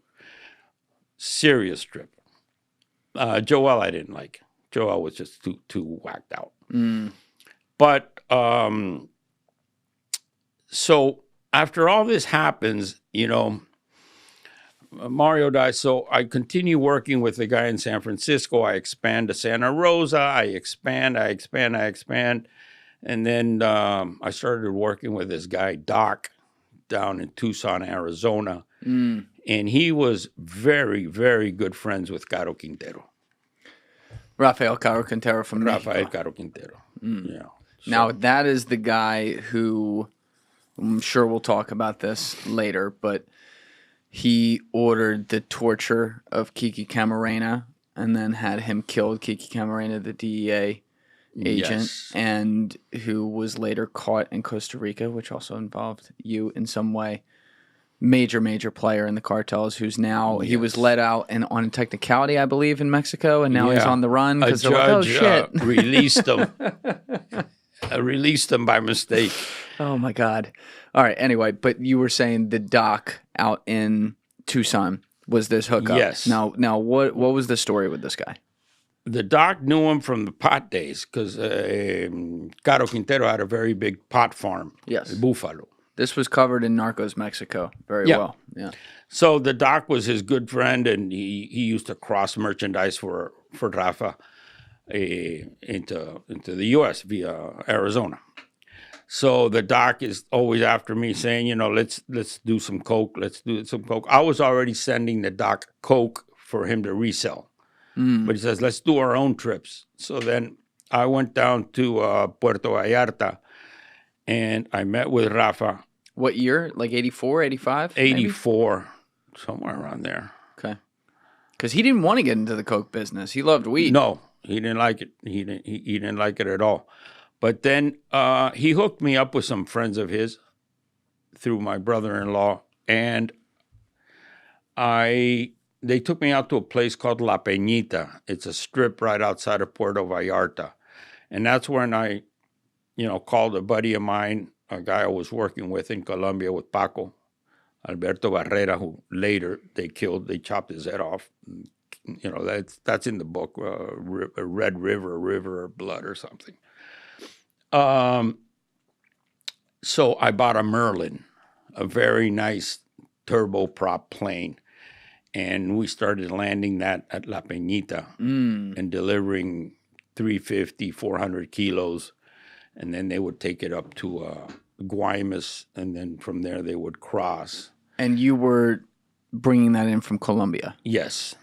I was working with a guy they called Oreo, who also knew the Doc. Between him and the Doc, they worked that out, but they crossed the merchandise. And we started working Mexico back then. The Mexican border. And so the Mexicans were completely reliant on Colombia to get them their stuff, and then so they became the middlemen between Colombia and the U.S. essentially. The Mexicans. Yeah. Yes. And the original guy that really did the hookup and introduced the Mexicans to cocaine was a Honduran guy. His name was Mata Ballesteros. Can we pull him up? Mata Ballesteros, El Negro. I'm sorry to have to interrupt this video to say this, but recently YouTube reviewers have been tagging words in our videos as slurs that are not slurs and demonetizing the videos, which is killing our channel. And so I just want to point out that the term used right there, El Negro, is an official name of an official historical cartel character. It is not a slur, and so that use and any use of it moving forward in this video is not a slur. Thank you for your attention, and please enjoy the rest of the episode. Oh. El Negro. Mata Ballesteros. Wait, but that's not Blackie who, because that's No, what they called him in Colombia, right? That's not Blackie who was Pablo Escobar's buddy? Fernando Galeano. Once again, the term Blackie is an official name of an official cartel character. It is not a slur, so any uses of that moving forward in the video are not a slur. Thank you. That's somebody else. That's another. But he Negro. was called Blackie, right? Yeah. And in Spanish it was El Galeano. Yeah. And Mata Ballesteros was Honduran, and he was the original guy that hooked up the Medellin Cartel with the Mexicans. Mata Ballesteros. He ended up in jail in Honduras. They grabbed his ass. They took him back to Honduras. He ended up in jail. And I remember this guy from Alberto the show. Cecilia Falcón knew him. Yeah. Who was Alberto Cecilia Falcón again? Alberto Cecilia Falcón was Cuban. He came to the U.S. at an early age, not an early age, but he must have been 17 or 18, and he started working for the CIA. Oh. He started working for the CIA. Then he went rogue. He went to Tijuana, and he started to move pot. But you sure he went rogue, or that was a part of the mission? No, he went rogue. Okay. He went rogue. He started to move pot in big amounts. And he was one of Mexico's first marijuana multimillionaires. Back in 76, let's say, 75, 76, 74, when there was no, I mean, Chapo was around, the Arellano brothers were around, but they were low level. Right. He was the highest level guy working in Mexico, Alberto Cecilia Falcón. Is this like right when Miguel Angel Felix Gallardo exactly was decided to get in the game? Yes. Yes. Alberto Cecilia Falcón at that point, well, you can tell in Narcos Mexico, although they killed him in Narcos Mexico, and I called Jesse, I said, that's not true, because I was with Alberto in 1996. Did they do that because it was Hollywood, or did they really think he had been killed? No, it was Hollywood, or a mistake, or they just wanted to end his part in the series. Understood. And they figured kill him, because actually what happened to him was he went away for 18 years. He was the first guy to escape a Mexican prison via a tunnel. They put him in Le Combrí prison, and he escaped. What was his full name, Falcón? But Alberto Cecilia Falcón. Cecilia with a yeah, let's pull up this S. guy's Wikipedia. Alberto Cecilia Falcón. So he was a Cuban, ends up in America, works for the CIA. What was he doing on behalf of the CIA, allegedly? Probably something to do with the Bay of Pigs. Oh, nice. Probably okay. to do, with the invasions and that shit. Okay, so Alberto Cecilia Falcón, this is from the Narcos Wiki fandom. He was a Cuban drug lord active in Mexico, a prominent high society cocaine trafficker. Cecilia Falcón shipped cocaine into the United States through the Tijuana corridor.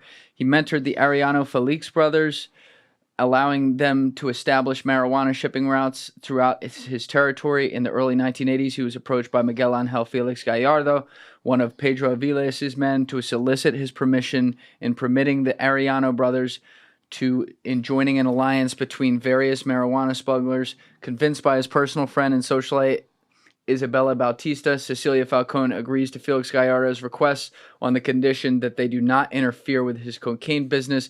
However, a few years later, Felix Gallardo, now the leader of the powerful Guadalajara cartel, decides to smuggle Colombian cocaine as the Caribbean route used by the Colombians was closed down by the United States. Enraged by the betrayal, Cecilia Falcone uses his influence to order a military raid on one of the weed warehouses of cartel leader Rafael Caro Quintero.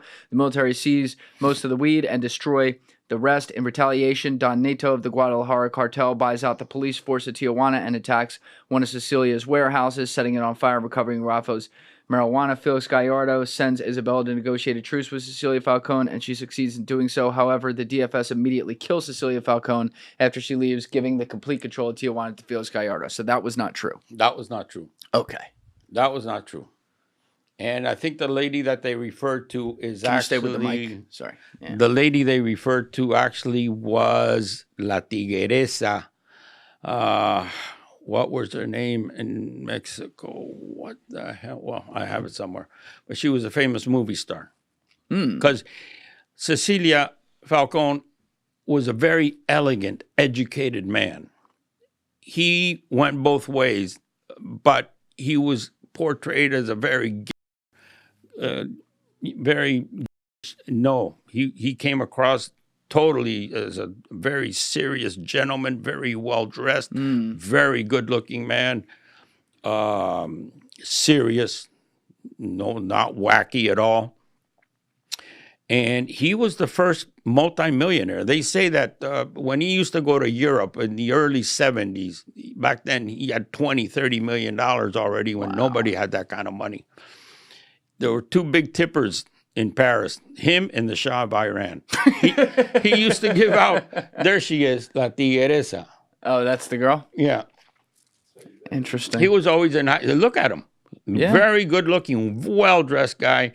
We got along great. I met him through a lady friend of ours in Mexico, and I spent 2 years with him almost every day. So you were living in Mexico? Yes, I was. You relocated to Mexico in like 84? No, 85? I relocated to Mexico. I was living in Colombia up to 1994, and then I went to Mexico. Okay, so he had done his prison stint at this point. Exactly. He had just gotten out of prison when I met him. And you met him through a lady friend, you said? Through a lady friend. Now, was he still in the game, though, at this point? He was still in the game, but not as powerful as before. So he was looking to me to start up again and to start bringing in coke from Belize and Chetumal. And he had a very good friend bad son of a bitch, who was involved with El Negro Durazo in Mexico City. Negro Durazo was chief of police for Lopez Portillo in Mexico. Sagul Vaca. Okay. Bad motherfucker. There's so much here, many different people that tie together that like we can go out of order. I want to try to keep it on track though. What we have been talking about that led into this tangent was that you expanded through the doc and then through Rafa Caro Quintero in 1984 through that connection. Right. That's good. That I guess you have a lot of podcast training to keep people on track. I got to stay on it. Right. So I was distributing coke that I received in Miami and taking it out west, taking it to Orlando, taking it to New York. At that time, I had already met some of the guys working with the Lucchese Oh, so you family. Connected with the mob. Yeah. I worked with them for a few years. Who'd you work with specifically there? Are you allowed to say they're probably dead now, but... I think they're dead. Well, I know my friend is dead, Joey Martino. They killed him and put him in a 55-gallon drum and dumped him on a river in Hialeah. Nice. But it was the Hollywood subsidiary of the Lucchese group out of New York, New Jersey. The Hollywood group, Anthony Asitoro. That's right up here. Supa, Gu, all these guys. But to keep things in line. So I was distributing. And then I got into bringing in plane loads, okay? Because this Lucchese group working out of Hollywood had a cowboy pilot. And they had a stop in Jamaica, and they had it in at the Hollywood International Airport. They had that bought off. So I met this guy, Joey Martino, who was working with the mob, the Lucchese group, and we started doing planes from Monteria to Jamaica, gassing up and coming right into Hollywood International Airport like nothing. We used to bring in 300, 350 kilos at a time. We were doing that like clockwork. Boom, boom, boom. How'd you get away with it at the airport? They had it paid off. They had that whole shit bought. So when that was happening, at the same time, parallel, I decided to buy a Merlin, a bigger plane. Right. This is the one to with do my Mexico. own route. Yeah. Okay, so I was working with the Lucchese's, the Hollywood outfit, doing that Monteria, Jamaica, Miami run. So then I was already importing product. I was also distributing, but now I was also importing. All right, just to keep the terms straight, though, because when you say distributing, I know my head goes to, and a lot of people out there's head goes to, you're handling the guys on the street who are actually giving the drugs out to people. But that's not what you did. You're distributing a full load of product to an outfit that's going to then handle that. Yes, it's a wholesale. Exactly. All right, let's use that term. Taking 300-400 kilos in Miami and giving 100 to this guy, 100 to this guy, 100 to this guy, and 100 to this guy. And how did you initially get hooked up with the Lucchese's? Did you like call them up in the phone book and say, hey? Through some Cuban friends of mine that we were bringing in shit through the Bahamas, they worked with him, through another friend, Joey Ippolito, who's no longer with us. If you look him up, Joey Ippolito, that's another. I meet Joey, and Joey says, wait, you got the hookup in Colombia. I got the mob guys who have a cowboy hick, Florida pilot who has a small plane, but he can handle 300 to 350 kilos. Not that one, Alessi. Different one. And so I talked to these guys, and sure enough, I start giving them product. They send the plane down, we load it, and it comes into Miami. Then I said, I want to start doing this because the doc tells me, man, you're wasting your time. We could be hitting the Mexican border big time because I got the hookup with Rafa, and Rafa's introduced me to some of his friends that are, moving shit right across the border in Tijuana. So I bought the Merlin, and I decided to use the Merlin strictly for Mexico. So the Merlin was hitting Mexico, going to La Peñita, and at the same time, I was bringing coke in through Miami. So then that expanded. Sure. I was hitting smuggling through Miami, smuggling through Mexico. Then I bought another plane, and then I started to airdrop off the Bahamas with a Conquest. With a Conquest. That's another plane that was a better plane for airdropping, better than the Merlin. How much was a plane like that setting you back then? The Merlin didn't cost me a lot. It cost me $600,000. I bought it in Burbank, California. I kept it in Burbank, California, and I used it for Mexico. The Conquest cost me, the first Conquest cost me $800, and that one I kept in Venezuela. And I had a Piper Navajo, which I kept in Miami Airport. But then this is where I start moving merchandise that I actually smuggle. I'm actually taking delivery of merchandise in Colombia and moving it through Mexico, moving it through Bahamas, and coming into the United States. All right, couple things here. Number one, when you're buying all these planes, are they bought under your name? No. What are they bought under?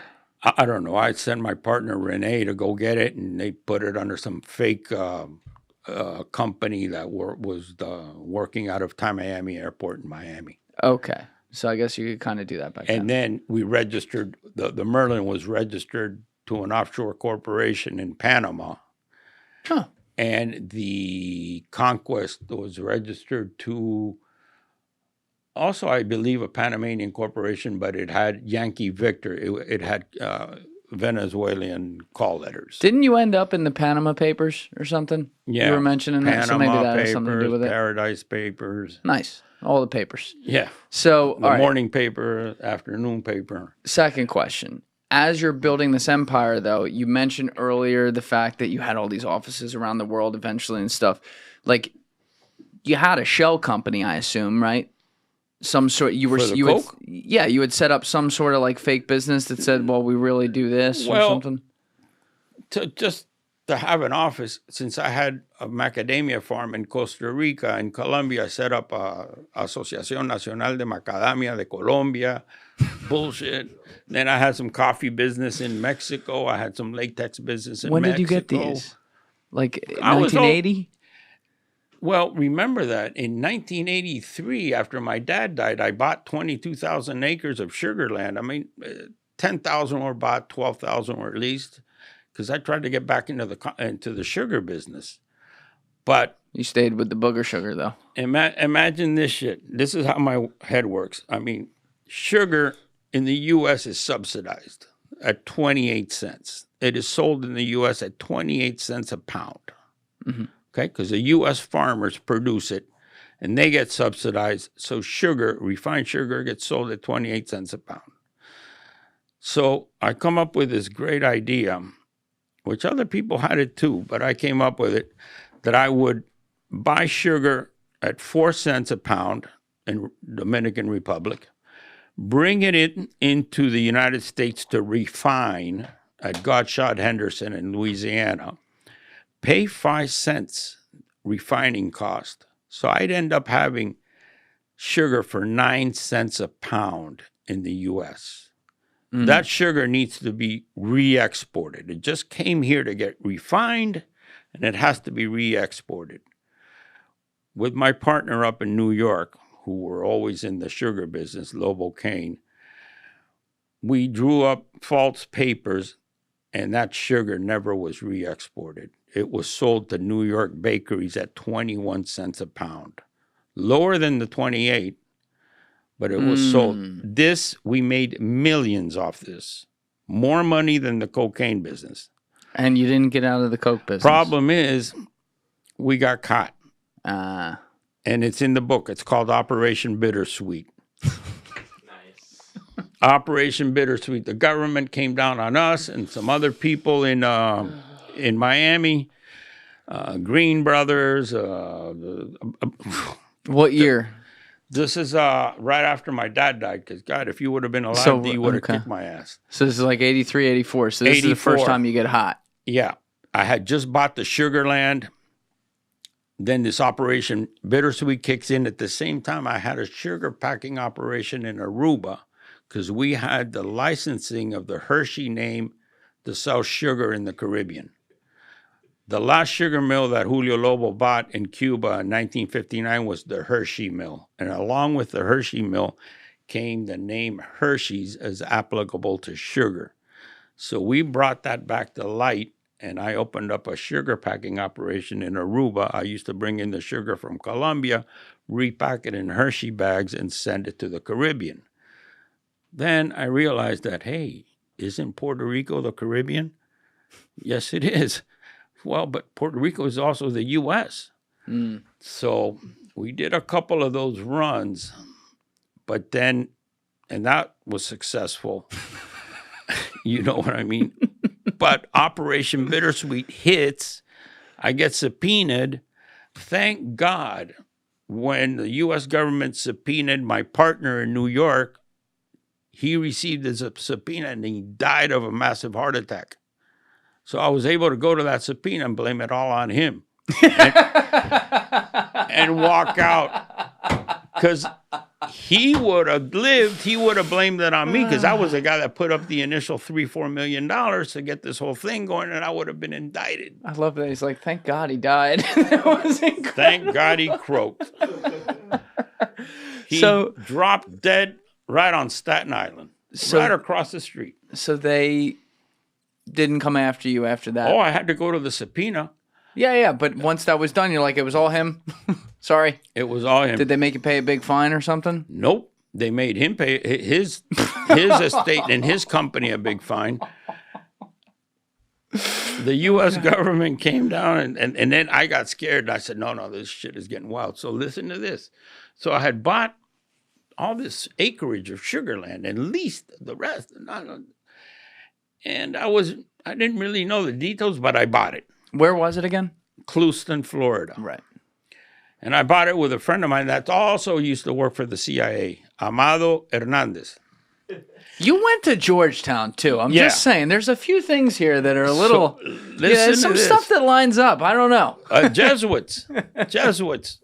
They were in Portuguese Macau before the Chinese even had a triad. Listen, Luis, if you're a spook, you can tell me. This is a safe space. There ain't no It's okay. spooks. So we buy the Sugar Land, and suddenly a hurricane hits. And I go, fuck, now we're really fucked. What are we going to do now? So I go to the P.O. box in Key Biscayne, and this, I had, since Operation Bittersweet hit, I had given back, I was already in the process of giving back the land to the guy who I bought it from, Carlos Reynolds. Okay. In that process, a hurricane hits. And I said, fuck, we're really fucked on this. So I go to the P.O. box and I see 2 envelopes from the U.S. Treasury Department. I said, this is all I need. A hurricane hits, Operation Bittersweet, and now the IRS is going to nail my ass. I open the envelopes. It's 2 checks totaling over $4 million for crop insurance that I didn't know I had. I took the $4 million and I stashed it in Aruba right away. I said, this is it. So I gave back the Sugar Land, but since when the hurricane hit, it was in my name, I got to keep the $4.8 million from the crop insurance. So that was a nice paycheck, You still got that bank account? No. But I'm not really buying that. Aruba is a nice place to visit. Okay. And so all this, this is 25 years, and so much shit happened. I talked to a couple people to do the book, and a couple of them just couldn't put it together. It's not everybody that can write and put together 25 years of somebody's history. Jesse Fink is very yeah, he did a great job. He put together 25 years. Now, believe me, I tried to, I did a lot of writing while I was in jail, putting chronological order to things, but that was it. I'm not an author to be able to put it all together in book form. Sure. I needed somebody.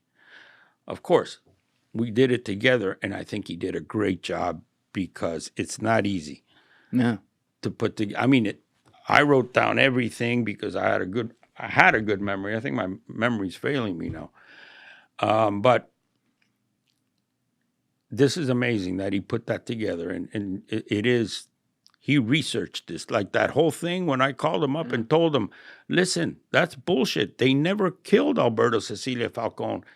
He had to stop because he researched everything, and he was in doubt. Who's telling me the truth? He called Alberto's sister, and Alberto's sister in Mexico told him, no, my brother, wasn't around in 96. He died. And then later on, he found out that she wasn't telling the truth. Trying to cover so they were trying to... And that's when Brian Denard shows up. Can we talk about this Brian Denard guy? Yeah, he's a good friend of mine. Again, you're not helping your case here, but... Brian Denard, you were telling me about him last night. He's allegedly still in the CIA. I guess you never really leave. He's fucking around overthrowing some governments. No. He's a consultant. He's got a consulting firm. They do some consulting in Africa. He's a very colorful person. He's a tough guy. But he was CIA for a long time. Yes, he's come out publicly and said it, that he was a CIA operative for many years. And the reason that Jesse Fink ran into him, because he commented something on a post that Jesse Fink did while he was doing the research on Alberto Cecilia Falcone. He says, I know Alberto Cecilia Falcone because I was with him in the early years in Mexico. Brian Denard. No, he's that's when he allegedly went rogue, though. I don't know if he was rogue or not rogue or who he. he was working for, but he did meet Alberto and became a very good friend of Alberto's. No, I'm Very saying close. that's when Alberto went rogue. Oh, and yeah. Brian's saying Yeah. he was Yeah. there He was on behalf already- of the CIA at the time. He was already running the Tijuana cartel, Alberto. Right. And Brian is friends with him Yes. as a member of the CIA. Yes. Yes. Do with that what you will. Yeah. Okay. Yeah. Very interesting fellow. I'm in touch with him a lot. We've become friends. Well, a big question surrounding CIA and cartels at the dawn of this thing is the aforementioned Kiki Camarena thing. And I've never The heard of. CIA had nothing to do with that. You think they had nothing to do with that? No. That Okay. was just a fuck up. Caro, they shouldn't. Back then, nobody knew that you couldn't kill a DEA agent. The DEA agency was not what it used to be now. They didn't know. Okay?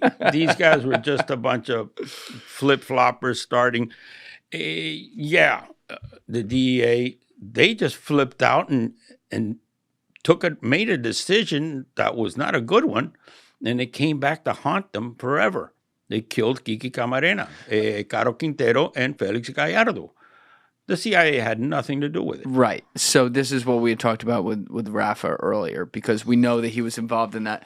My buddy Danny Jones had in Felix Rodriguez, though, for a podcast recently. That was all bullshit. Yeah, Felix said he wasn't had there. nothing to do with it. So that had been the story for a while, that he had been undercover on behalf of the CIA and was in the cartel, and then Kiki was brought to him and he was required to torture him and do that, which this is where people's brains explode on some stuff, but I don't know what was going on. Let's just hypothetically say for a minute that is what happened, and you say it's not. We'll get to that. But I think about this a lot because I'm like, damn, Kiki Camarena was actually really good at his job. He ended up in the middle He of... busted El Búfalo. Right. That big farm. Right. He ended up in the middle of the most powerful people because he was a good agent.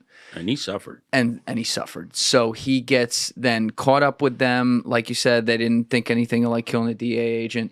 And let's just say, hypothetically, Felix was there and he was working on behalf of the CIA and then was the guy who did this.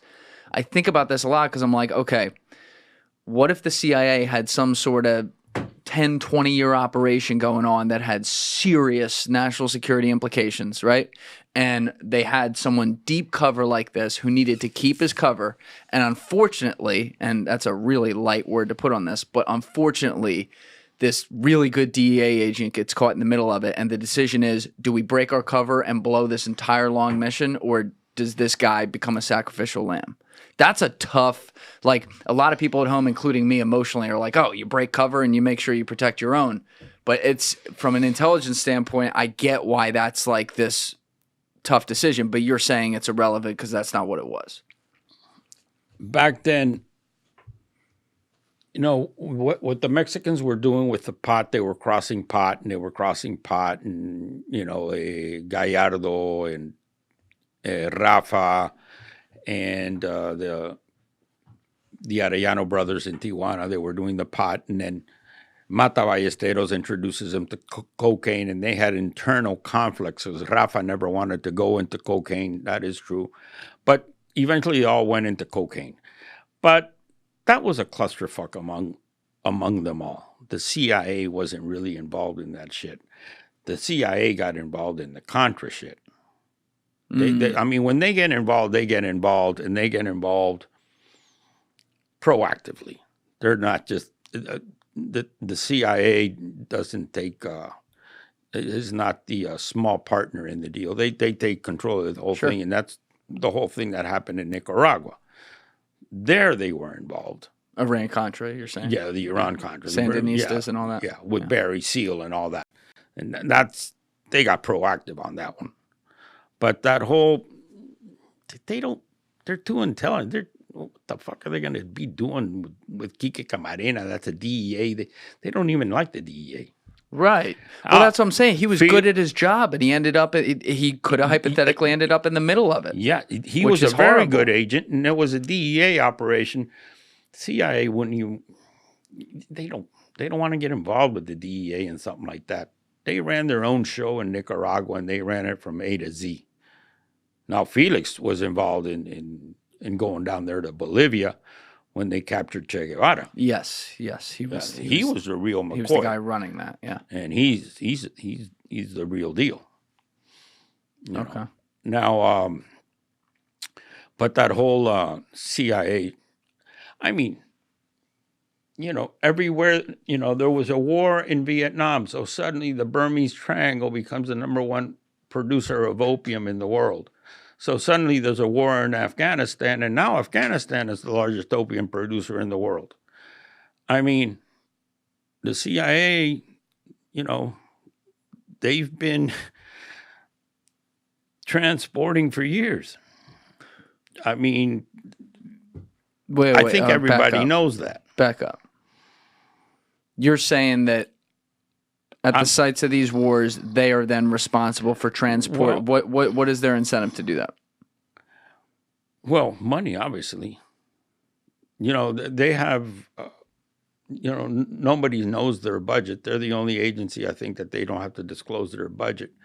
But this is hypothetically. I mean, I can't say this for a fact, but, I mean, they were involved in the Iran-Contra. I mean, during the Vietnam War, the Burmese Triangle becomes the #1 producer of opium. A lot of the opium heroin is coming from there. Then Afghanistan breaks out, and Afghanistan becomes the #1 producer of opium. I mean, it's a theory. You think that's okay? Maybe they're involved, maybe they're not. I mean, I don't know. Did you deal with them at all in your career? Not at all. Not at all. Do you think you may have dealt with them without knowing it? No. Why? What makes you so confident? Because I knew who I dealt with. I dealt with Mexicans, and that's it. I dealt with but Colombians. what if they're assets? Colombians? No. You're confident on. You seem very confident on that. I would say 95% and leave that 5% for giggles, but no. Okay. I knew who I was dealing with, and I think they're the kind of people that when they get involved, you kind of know they're involved. Sure. Okay. And once again, that's a theory. It's a theory that I personally think that, you know, could work for them. But I can't say I have proof or anything like that. It's just something that I think. Like Southern Air. I mean, who owned Southern Air or Air America or all those companies? Supposedly, I don't know. Put up Southern Air. I think they're linked. I'm not familiar. Southern Air? Southern Air, yeah. They were based in Miami, and they were, you know, I mean, shit like that. So it's Southern Air. Was a global cargo carrier headquartered in Florence, Kentucky. It was the first airline to provide ACMI service for the wide-body Boeing 77 Southern Air out of Miami. On November 17, 2021, Southern Air ceased operations upon its merger with Atlas Air. Is that the same one?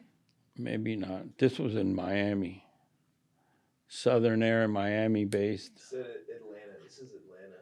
Yeah, it's a different one. Try Southern Air Miami Plane Company.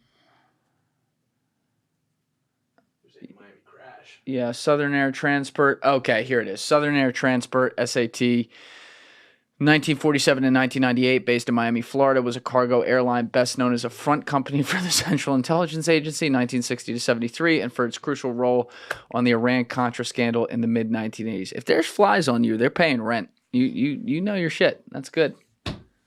I have no familiarity with this. Air America's another one. I mean, can we hit that, Alessi? Can we hit that full link? Let's see if it has like a section called. And it's okay. Like I said, somebody's got to do it. Go down. I mean, I don't.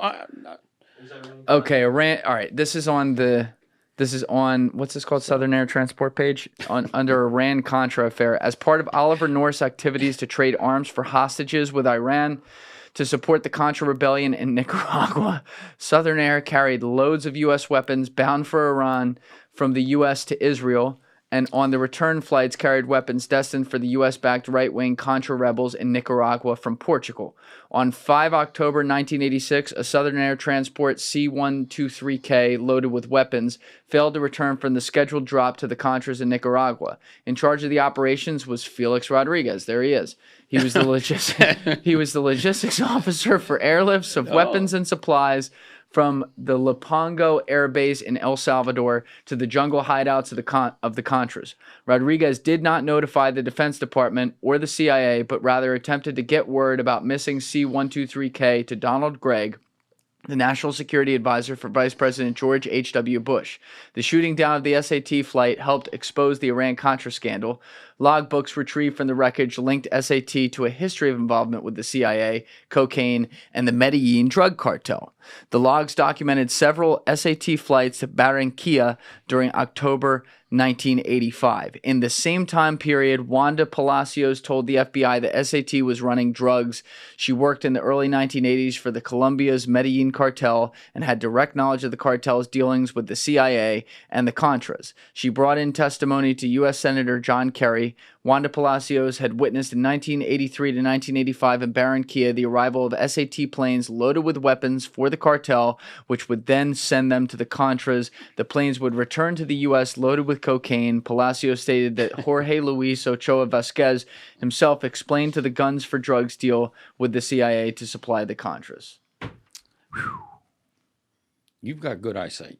Yeah, I'm trying. It's a little small there, but you know, like I said, somebody's got to do it, and it's out there. I mean, why not? I mean, so you didn't. What I've been asking you was that you didn't see any involvement in your own dealings, and you didn't see involvement in Mexico. But what's clear is that there was involvement, allegedly, between CIA and Pablo Escobar's Medellin cartel. Yeah. If I did it, why wouldn't they do it?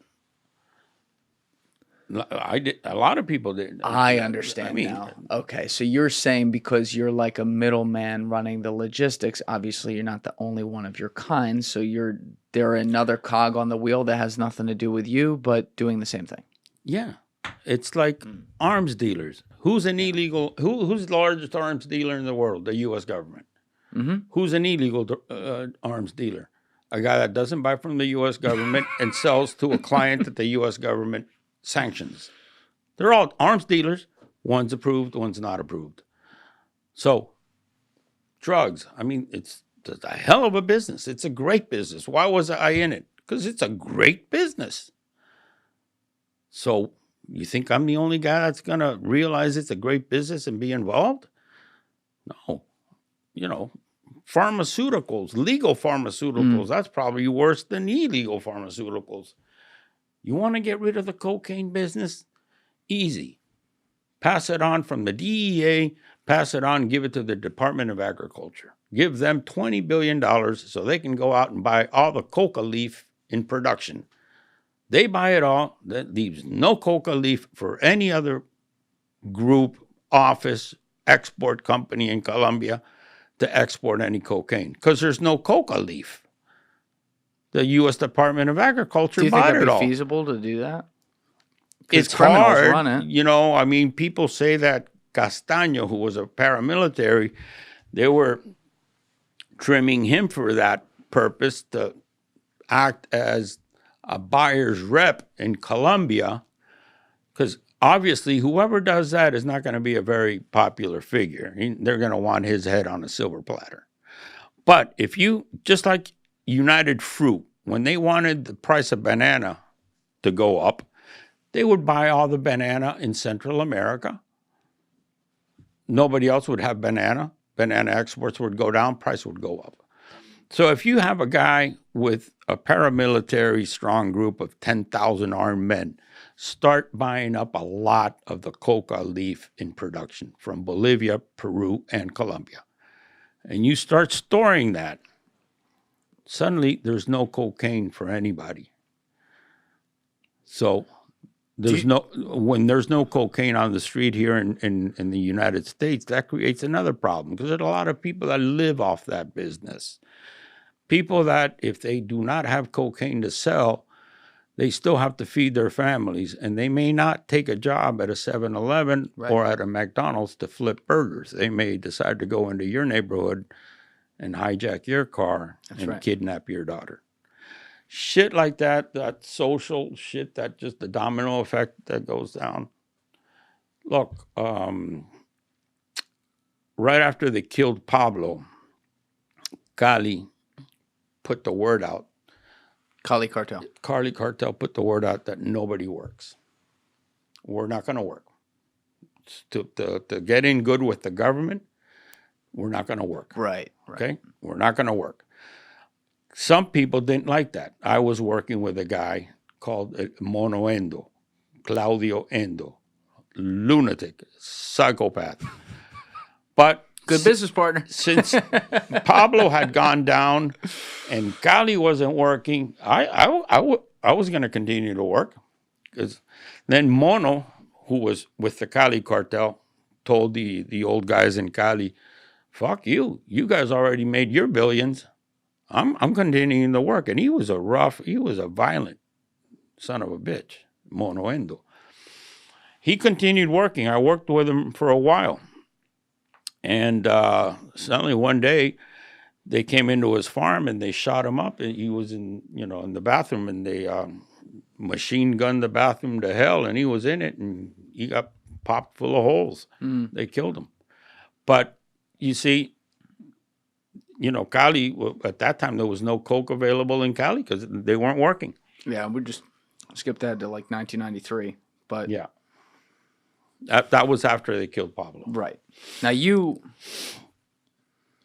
trying to think here. There's two main threads that I think we really got to cover just because culturally people are aware of it, and I want to see what you knew about it. But like we were talking about Kiki.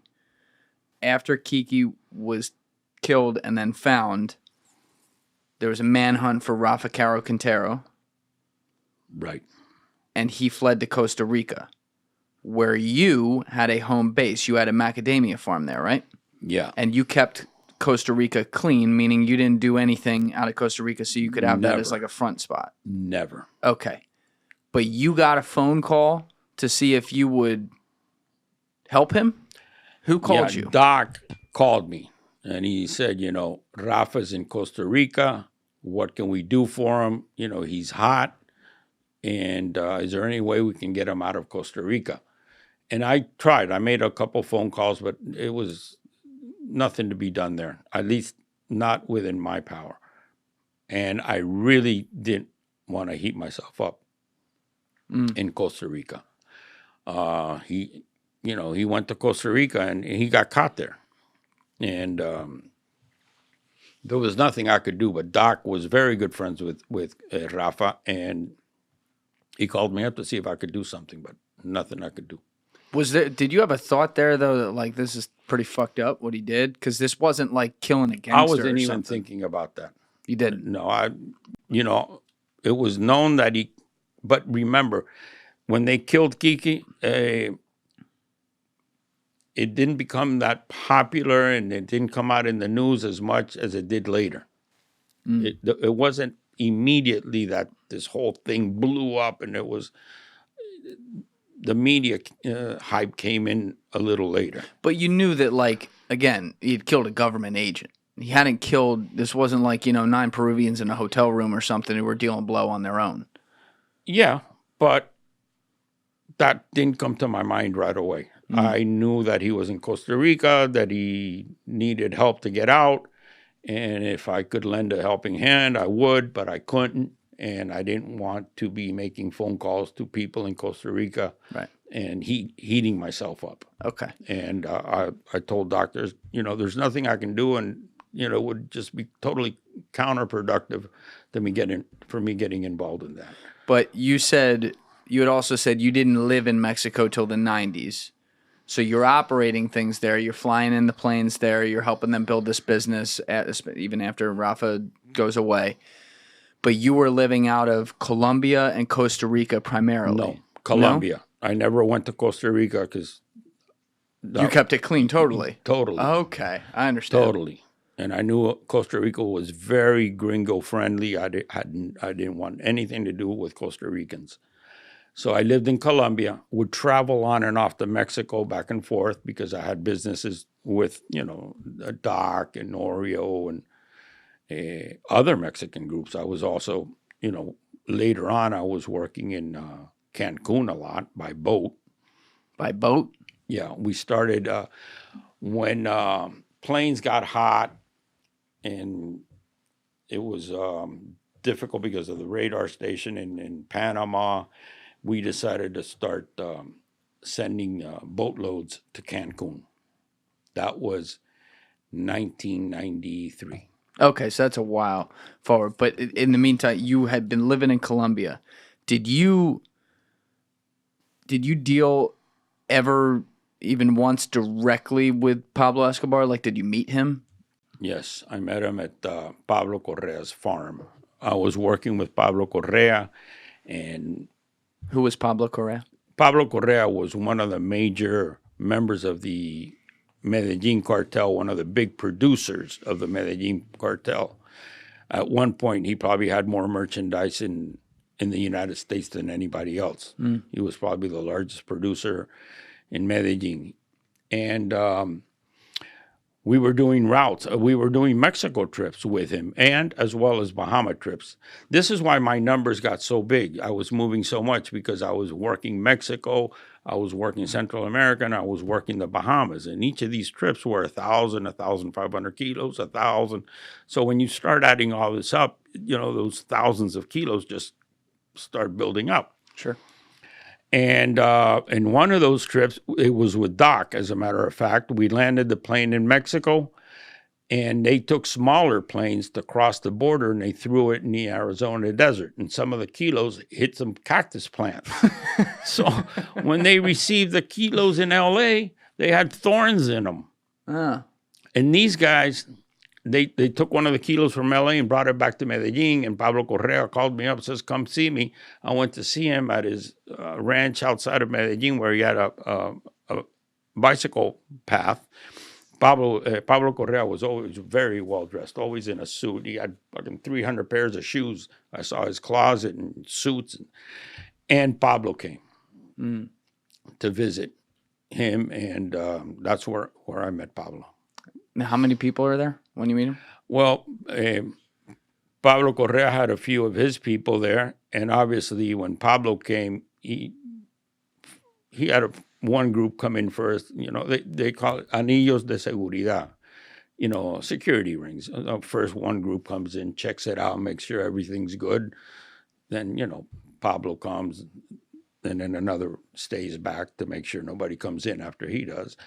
But that's when, I was sitting in the office with Pablo Correa, and then he gets a phone call, says, tenemos al señor que viene en camino, and it was Pablo. And this is like 87, 88, something like that? This was 80, no. This is 88, 89. I was working with Pablo Correa and Paco Burladero. So it was about 89. I remember that guy. Yeah, that guy was a real sweetheart. Paco. He got his head chopped off. He got too big for his own good, and he decided to retire. And he pissed a lot of people off.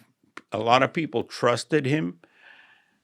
He kept a lot of merchandise, and he had a lot of control over a lot of people's merchandise. And I was transporting for him, but he would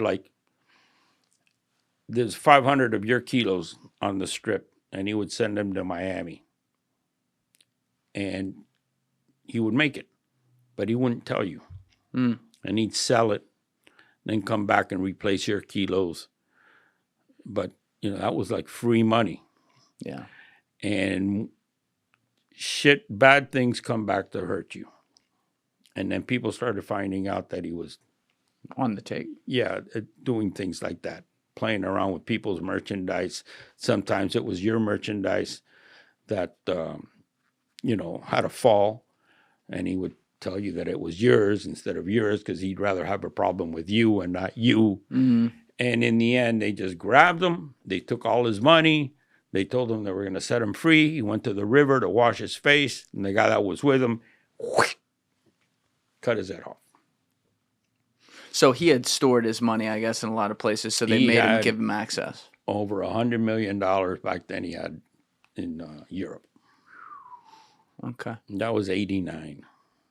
Now back to Escobar, though, because you're meeting him then. If that was like 89 when you were on the farm and met him, he's at the height of his power, basically. Like, that's when he is the guy.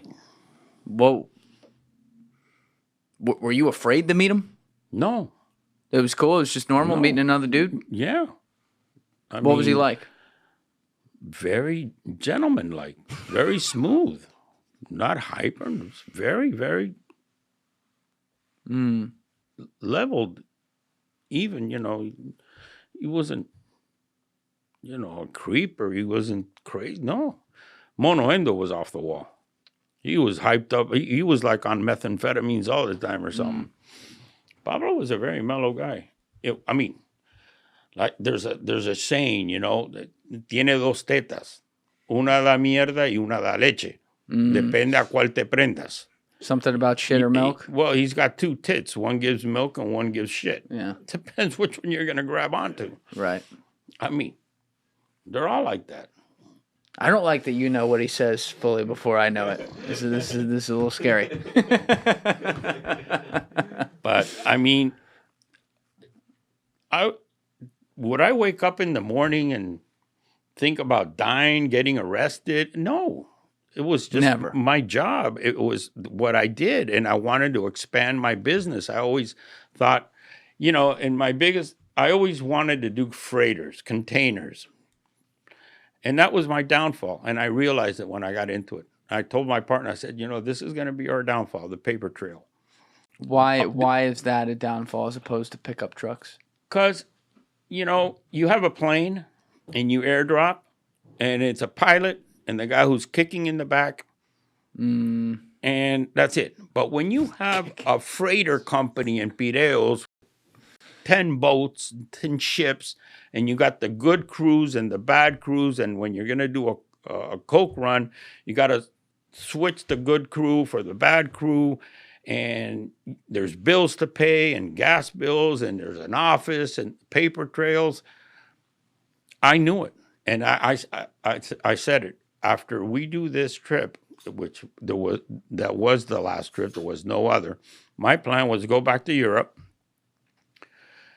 and start building these 100-foot go-fasts with internal Caterpillar 3-in diesel engines and just put 4 islanders from San Andres or 4 crew members and cross the Atlantic. You don't need a freighter to cross the Atlantic. Don't?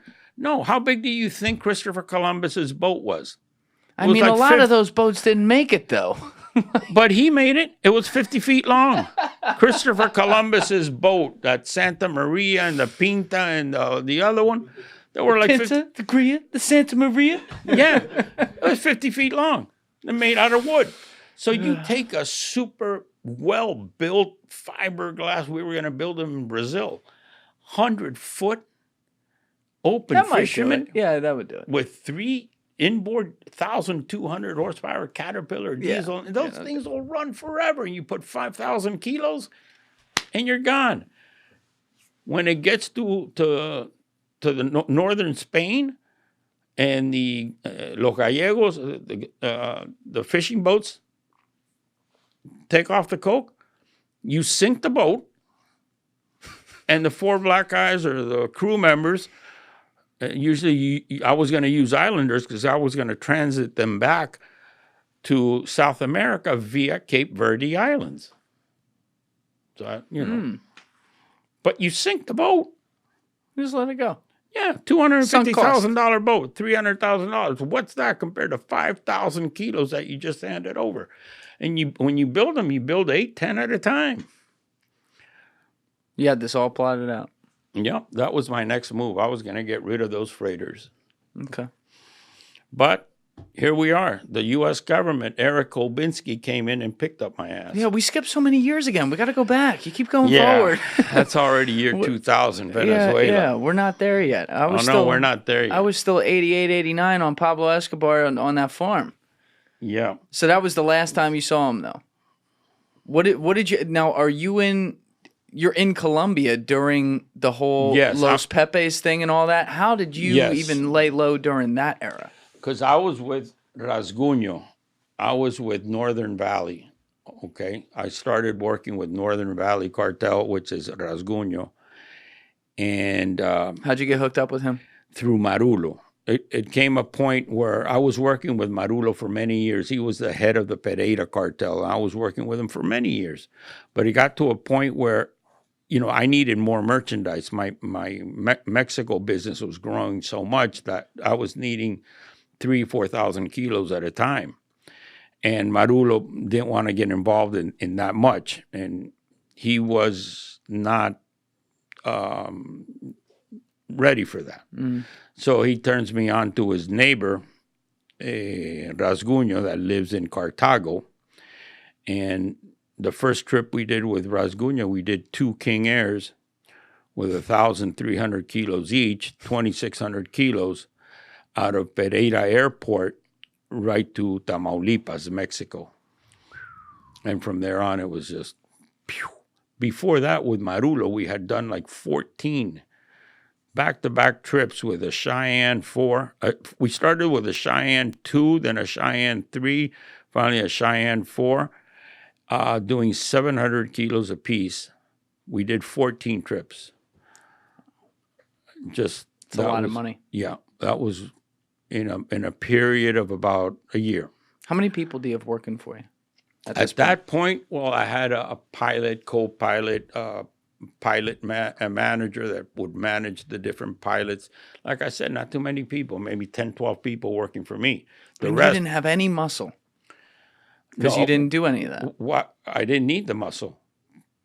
What more muscle than the Northern Valley Cartel? Well, for example, you're with the Northern Valley Cartel during who's gonna fuck with you? Escobar was crazy. What if Escobar's like, I don't like that this fucking Cuban's doing deals with this guy? No. Get rid of him. No. Up until Pablo died, Pablo was killed, I worked with them.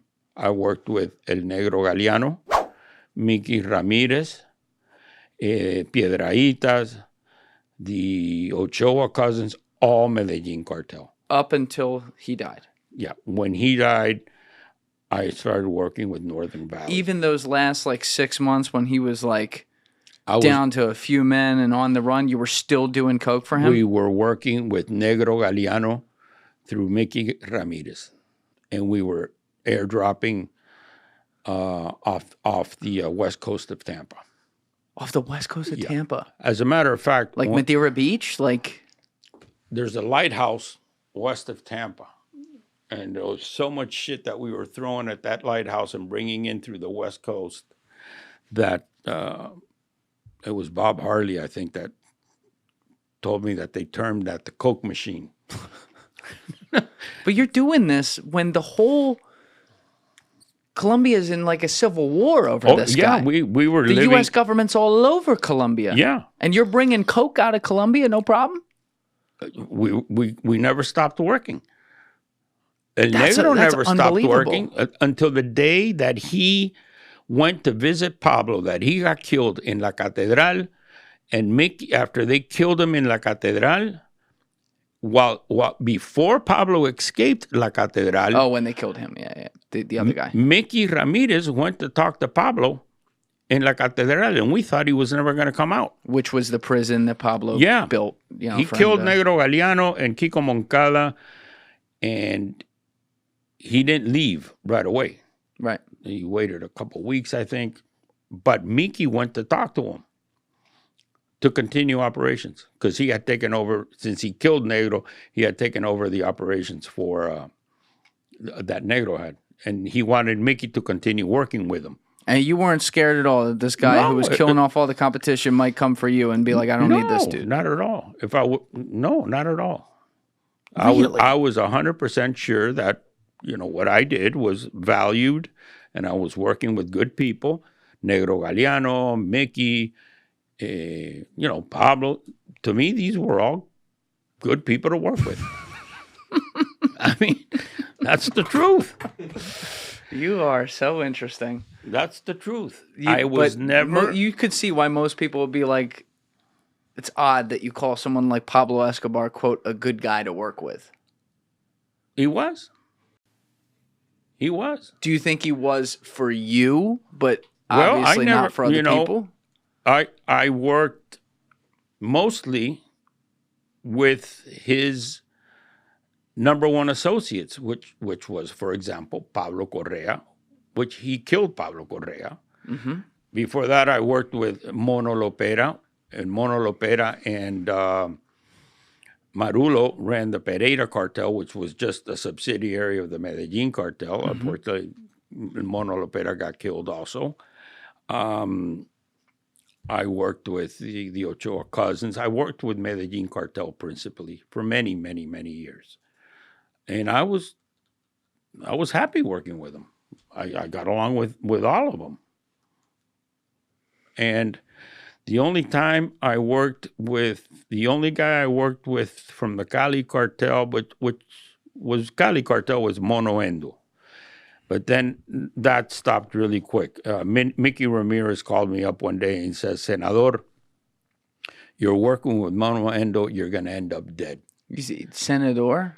Yeah, that's... They called you the senator? They called me the senator because I always dressed well.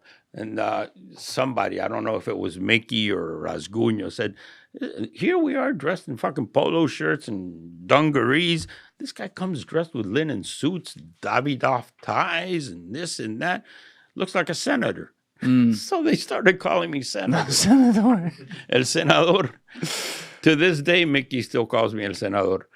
And he said, please, I'm going to ask you for a favor. I know nobody's working, but I'll go ahead and I'll get some merchandise from somewhere, but please do not work with Mono Endo anymore. So I was in Cali when he called me. And Mono Endo's chauffeur was taking me to the airport. And I had just had that conversation with Mickey, but I didn't tell him that I wasn't going to continue working with him. What a coincidence. You know what his right-hand man tells me? You seem like a very educated, nice person, and you're in this business. I would give you a piece of advice. Do not continue working with my boss. He's going to end up killing you. He's killed everybody he works with. Now, did that send a shiver up your spine? And that kind of said, wow, those are signs. Yeah. And he ended up... his partner got killed, Gordo, but he ended up in Panama. But hold on. If you then stopped working with Mono Endo, I stopped. You didn't have a fear that he would come to you for reprisal for refusing to work with him? No. It's kind of like you're stuck between a shit and a fart. No. Mono Endo had other routes and other things. It just panned out, and for him, I stopped working. I was just another guy. I mean, he had other people he worked with. But at that point, Mickey did come through for him. He started giving me merchandise, and I continued working with Mickey. But then I picked up, from there, was when I went and started working with Northern Valley, with Rasguño. Okay. And Northern Valley had been around. Actually... Because that was when, I was working with Mickey and Northern Valley at the same time. Towards the end of Escobar's life? No, after Escobar. Okay. And during Escobar, yes, it overlapped. I did work with Mickey and Negro Galeano, and we were airdropping in that lighthouse. Off Tampa. And we were already working with Rasguño. There was a little overlap there. Okay. Because after they killed Escobar, or was it before, we had a meeting. Yeah, there was an overlap. And that was December 93, I think he was killed, right? December 93. So, but the last year... December 2nd, or a couple years there, they were crazy, though. I mean, the country was, like, torn apart because of him. Yes. Shit was burning. Yes, but I never looked at it that way. I mean, they were putting bombs in centro comerciales, but we still went to centro comerciales. We still went to restaurants. Yes, the country was in turmoil, but we lived there, and that's where we lived, and that's where I worked, and that was that's what was happening at the time. Do you fear death? I don't think about it. Do I fear death? I mean, twice in my life I was very scared. Once when we were in Venezuela and we were in Isla Margarita and we got word that they were coming after us. The Venezuelan police was coming after us. I was really fucking scared. I knew that if we got caught, we'd get tortured bad. So we left Margarita by water, by boat. And the other time was when I was in Colombia in December, and I had a ticket back to Mexico via Costa Rica, and somehow the other that flight got canceled, but I had to get back to Colombia because it was December 22nd to spend Christmas with my family, and I had to go through Havana. And those motherfuckers pulled me over in Havana. They knew that I was flying with a Mexican passport. They knew I wasn't Mexican. They knew it. They held me back for 8 hours. I was shitting in my pants. And they knew it. They just didn't want to run with it, but they knew it. They let me go. But I realized at that point that if these guys wanted to, I would be lost in that system and nobody would ever hear from me again. And if they had found out you were a former Cuban who had left and gone to America, I mean, that could have been... I mean, I would have just been lost in some kind of Cuban prison forever. Now, I was really scared because I knew those guys know what they're doing. They got some hot intelligence, those Cubans. The Cubans did. Yeah, they thought I was coming from Colombia to meet up with some Mexicans, and our meeting point was Cuba. So for my inconvenience, I had a reservation at the Hotel Coiba in Havana, and I had a regular room. But since they detained me for about 7 hours, drilling me, and they say, el proceso primero, el proceso segundo, proceso tercero. I said, how many procesos are there? We could end up going proceso número 349, and I'd still be there. I was scared. And they said, for your inconvenience, we're going to give you the presidential suite at the Coiba. And that place was wired to the max with cameras and everything. So I just, I said I was a coffee guy. I was a coffee guy from Mexico. And I went, and next day I went to a coffee factory, so-called coffee factory. They were basically burning coffee, mostly chicharo with coffee. That's what they give el pueblo. Wait, what? English. In Cuba, the coffee that is sold to the public, it's mixed with chicharo. What's chicharo in English? Like split pea, like a type of bean. Yeah, they don't give the pure coffee is so they make them shit, basically. Yeah, it gets exported to Europe. Okay. So basically, I just left the next day, and when I got to Cancun, I almost kissed the ground. Yeah, because I was really scared in Cuba.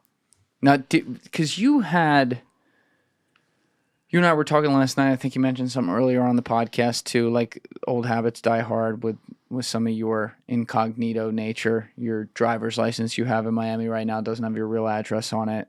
I think you've illegally changed some of your name as well. But like when you were going around to these places, you would always go under different names, and you had all different passports and stuff. And I think you said you would keep the initials the same, LAN, because all your suits were like monogrammed. So it would have to be some version of LAN. But you had these different aliases, which include, as you just mentioned, going through Cuba and claiming you're Mexican. So like, could you put on a Mexican accent with your Spanish? I did. So you had different dialects of Spanish down. Yes. But the thing is that what you never do, especially in Mexico, is not being a Mexican you don't go into Mexico with a Mexican passport because a Mexican can tell you're not Mexican by the way you talk. Even if you had the accent down. Even if I had the accent. And what happened, I was scheduled to go from Bogota to Cancun because I had the immigration officer there ready to receive me. But since it got canceled and I got routed through Cuba, when I arrived Cancun, that immigration officer was not there. Right. And sure enough, I get there, and I was already a little nervous. And when I get there, he speaks really fast. And I say, instead of saying mande, I said, ¿cómo? And right away he says, ha, colocho. Aquí no se dice cómo, aquí se dice mande. And he goes, me imagino que vienes a comprar unas boticas o una chaqueta. In Mexico, they don't call your coat a chaqueta. They call it chamarra. It's like that scene in Inglourious Bastards where he holds up 3 instead of 3. They just know. So he brought me in, and I just zoned in on this, and I kept with it, and I went with the flow, and I said, you have to understand, this is not what it looks like. I am not traveling under a fake passport for illegal reasons. It's for commercial reasons. I needed to go to Colombia. I'm in the coffee business. I'm the owner of Café Coba here in Mexico. I needed to get this Mexican passport not to go through a visa process. I didn't have time. So really, this isn't being used for illegal purposes, just commercial purposes. And he said, okay, and you own Café Coba? Says, yes, I do own Café Coba. If you want, you can come there tomorrow, 2 days before Christmas. We can sit down in my office and we can talk about this. And the guy said, tenga 10,000 con usted el día de la entrevista. 10,000 with me the day of the interview. He let me go. He meant 10,000 pesos. I gave him $10,000. He almost he almost fell off his pig and shit. And then I gave his niece a job at Café Coba. But that's something that just flowed out of me, and the shit I'm saying doesn't make sense, but it makes sense. But you did really own that then. I did own that, and that's what saved me. And I really told the guy, it's not a real passport, but it's not being used for fraudulent purposes. It's being used for commercial purposes. Yeah. Try to figure that one out. Yeah. That's bullshit to the max. It's fraudulent. That's not who I am. And I told him my real name. My real name is Luis Navia. I own Café Coba. Were you going under the Mexican name or the Novinsky name? I was going under Novoa. Novoa. And then there was another one, Novinsky or something. You said you were Jewish? Yeah, that's the one they arrested me in Venezuela with. Did you wear the yarmulke and everything? The whole thing. The nose. And the nose. And the nose. My daughter has Wait, what do you mean, and the nose? You had a fake nose, too? Yeah, here it is. In living color. My daughter has a picture when she was in first grade in Mexico City. We left Cancun as Navia and went to Mexico City as Naviansky. And she had her thing said Maria Naviansky. Oh, my God. Remember when we were and Jewish? She shows me that picture and said, remember when we were Jewish? At least they have a sense of humor. Yeah, you do. I mean, you kind of have to. I think that's how you get through, right? Yeah, and to tell you the truth,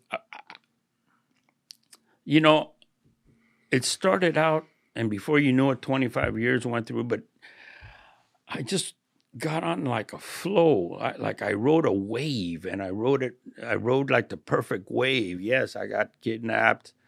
I got held by Northern Valley Cartel for 21 days. Wait, what? Back up. There was this. If you want, let's take a coffee break, and we'll go back to the Northern Valley when I got held for 21 days. And also, I got held in Mexico. I almost got thrown into a pit of crocodiles. 100%. We'll be right back to talk about 21 days in fucking Northern Valley and crocodiles. All right, we are back from a little coffee break, and you left us with quite a little cliffhanger right there. So there were two things. You mentioned being taken captive by the northern, what's it called again? Northern Valley. Northern Valley Rasguño. for Yeah. 21 days, and then something about crocodiles. So I need you to spill the beans on this. Okay, so we were working Cancun, and we were doing really well. And I brought a relative, an aunt or distant relative, to handle some of the money over there. And she went kind of nuts, and she started talking some things that weren't true. And to make a long story short, it got back to Rasguño, and he wasn't too happy about it. When I got back to Colombia, my partner tells me, hey, you should leave to Europe. You should leave to, like, Mongolia. You should leave to somewhere, because this guy wants you, and he's going to come after you and pick you up. Says he doesn't have to do that. He's my friend. I'll go see him right now. I hopped on a plane, and I went to talk to him. And I explained to him that, that was not true. He had said that, I was talking about, she had said that I was skimming off the top, that I was talking bad about him, that I was acting like the boss of Cancun, and none of that was true. Needless, still, he said, well, until this gets clarified, you're staying here. So they kept me there for 21 days. The funny thing is that, at first I was in an apartment, and I was handcuffed to a bed, to a steel bed that was nailed to the floor, and then I was taken to a farm with a pool. You're taken to a farm with a pool? Yeah, and simply they said, listen, we're not going to keep you in that apartment. Things got to get cleared up, but you're more free here. You can just sit around the pool, read. We'll get you some books, whatever. But if you try to leave, they're not going to kill you. The order is not to kill you for now. But they will shoot you in the leg, and then we will take out that bullet. And the one that's going to take out the bullet is me, and there's no anesthesia. So we would, and the guy that was saying this to me wanted me dead, because he was kind of jealous that I had a good relationship with his boss. So I stayed there for a while, and then while I stayed there, I got kind of bored, and then I told the bodyguards that were taking care of me, let's go get some pizza, man. I'm sick and tired of having rice and beans all day. And I convinced them. They took me to get pizza. I'm a guy that's kidnapped, and you're not supposed to go out and get pizza. I convinced these guys to take me to go get pizza, and when we came back, sure enough, Rasguño finds out, you son of a bitch, what do you think this is, a holiday camp going out to get pizza? So the bodyguards were more scared than I was, because they thought they were going to get whacked for taking me out to get pizza. Then I told them, you know what? I don't have a driver's license. Since we're not doing anything, I'd like to take this opportunity to go get a driver's license. And they look at me and says, let me tell you something. We don't know if you may be going through a crisis, because I know you know that everybody that's been here has not left alive. And, just to be on the level with you, one of us is going to have to do it. None of us want to do it. You are a very nice guy. You are different than everybody else that's come through this situation. And we've already drawn straws as to who's going to do it. You don't know who it is, and we won't tell you, but nobody's happy about it. And it's going to happen fast. You won't even know it's coming. But, dead people don't drive. So why are you want a driver's license when, you're probably not going to leave here, in any condition to drive? I said, no, man, Raz is my friend. I convinced him to get me a driver's license. We went to get the driver. He says, who the fuck? He found out. I own the driver's license place. I own the pizza place. I own the phone. I own everything in this town. I know everything. He was pissed. Well, the bottom line is that things got cleared up.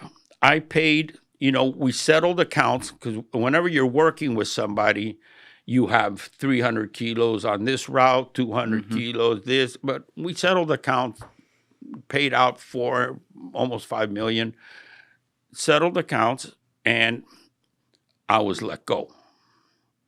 They told me, you can leave. You're good. Yeah. But most people don't get let go. You weren't afraid during this? I tell you the truth, when they told me I couldn't leave and they put me in the car, I remember I was in the passenger seat. We were going through El Valle del Cauca, which is a lot of sugar land. And I was just looking out. I was like, my mind was in limbo. Behind me was El Sargento Suarez, and behind me was Chorizo, a hitman that they had. And I knew them both. And, you know, I don't know what to tell you. I was like, I wasn't mad. I wasn't screaming. I wasn't this. I wasn't that. I was just like blank. My life was blank. And my wife was 7 months pregnant. And yes, I did think, you know, somehow or the other, I never really thought that I was not going to make it. Because I don't know what it would be to think that you're not going to make it, to know that you're going to die. I was very worried, but I knew in my heart of hearts that Rasguño was not going to kill me because he was my friend. So there are rare people on this earth, and I don't know many of them, who seem to just be born without, forget the anxious gene. They're born without the fear gene. There's just something about them that they can be in the worst of a situation and their hands steady no matter what. And I mean, I wasn't in these situations with you. I can only take it from looking at you now and how you talk about it and hearing the stories as you tell them. But you seem to be one of those people. Because I don't know how, like, obviously you had some anxiety in your career. That was something we've talked about, I think, off camera. But, like, fear, that seemed to miss you in the gene pool. Fear was that time in Venezuela. But yeah, you said there were a couple exceptions, but still. But still, I was proactive. I didn't sit around being fearful. I got the fuck out of there. Right. We hopped on a boat and hightailed out of there.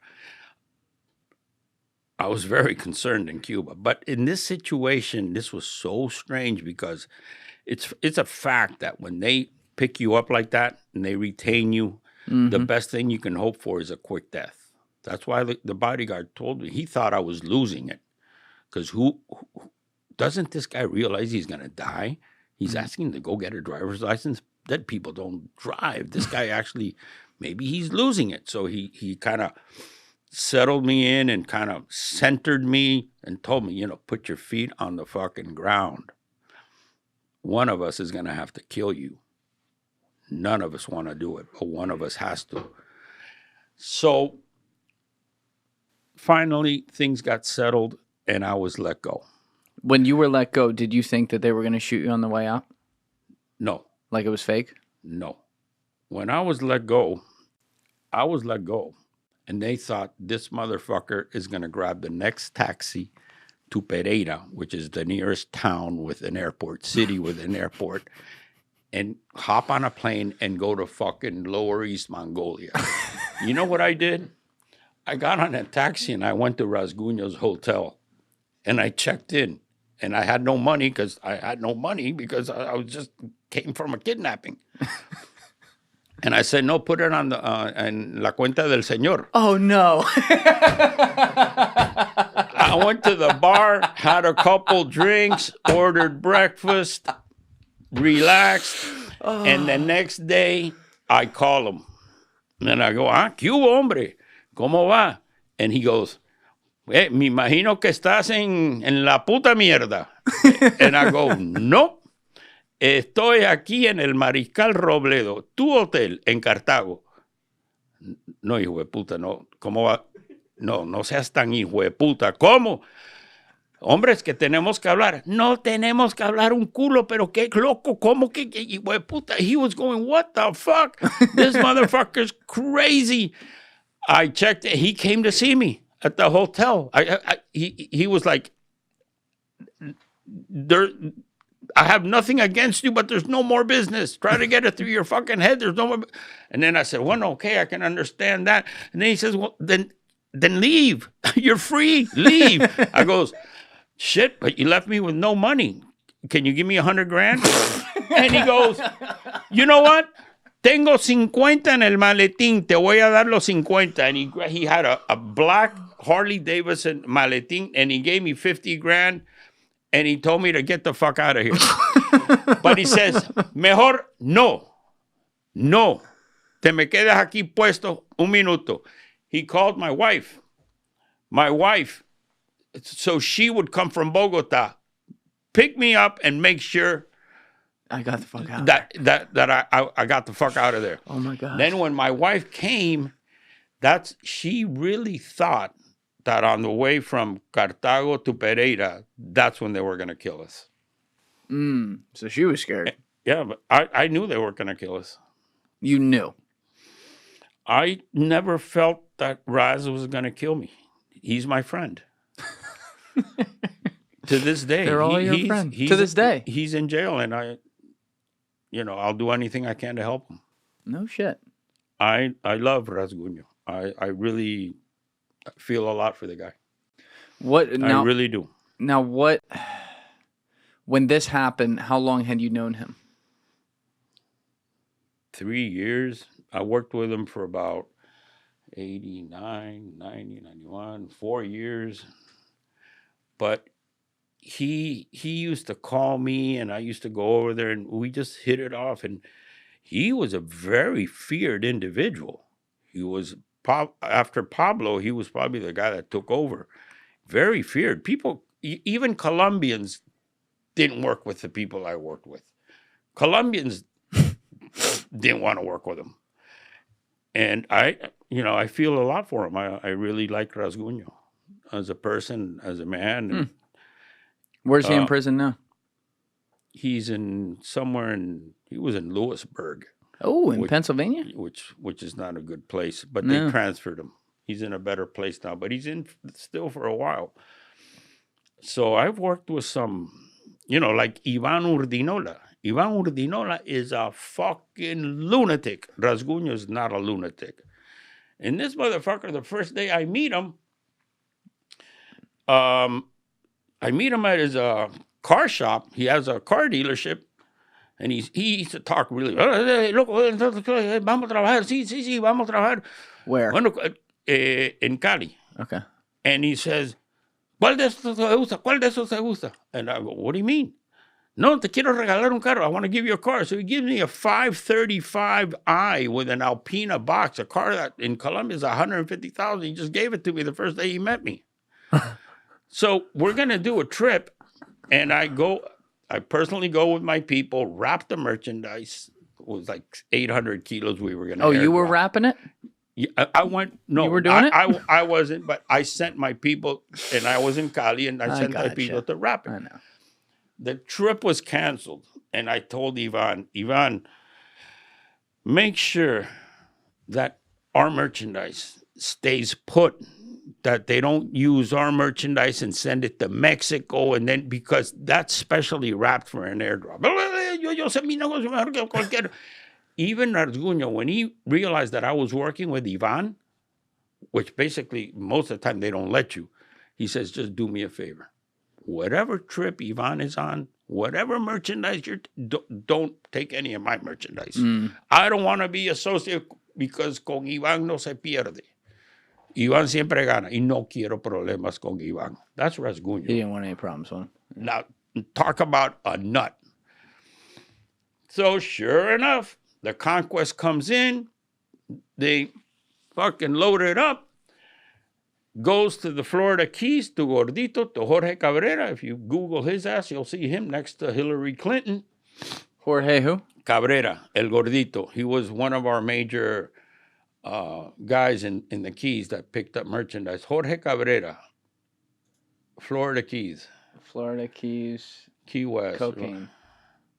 There he is. He's he died last year. Oh. But he's there with Hillary Clinton because he gave Hillary $20,000 and he slept in the Lincoln bedroom.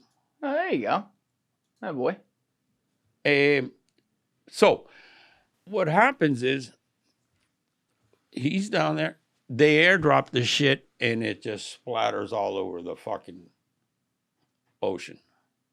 When? Wait. The merchandise that I had packed Right. for airdrop, Okay. Right. they sent that shit to Mexico, just as I said.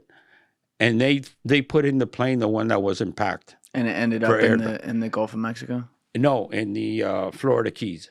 It was off the Florida Keys. Oh, okay. Off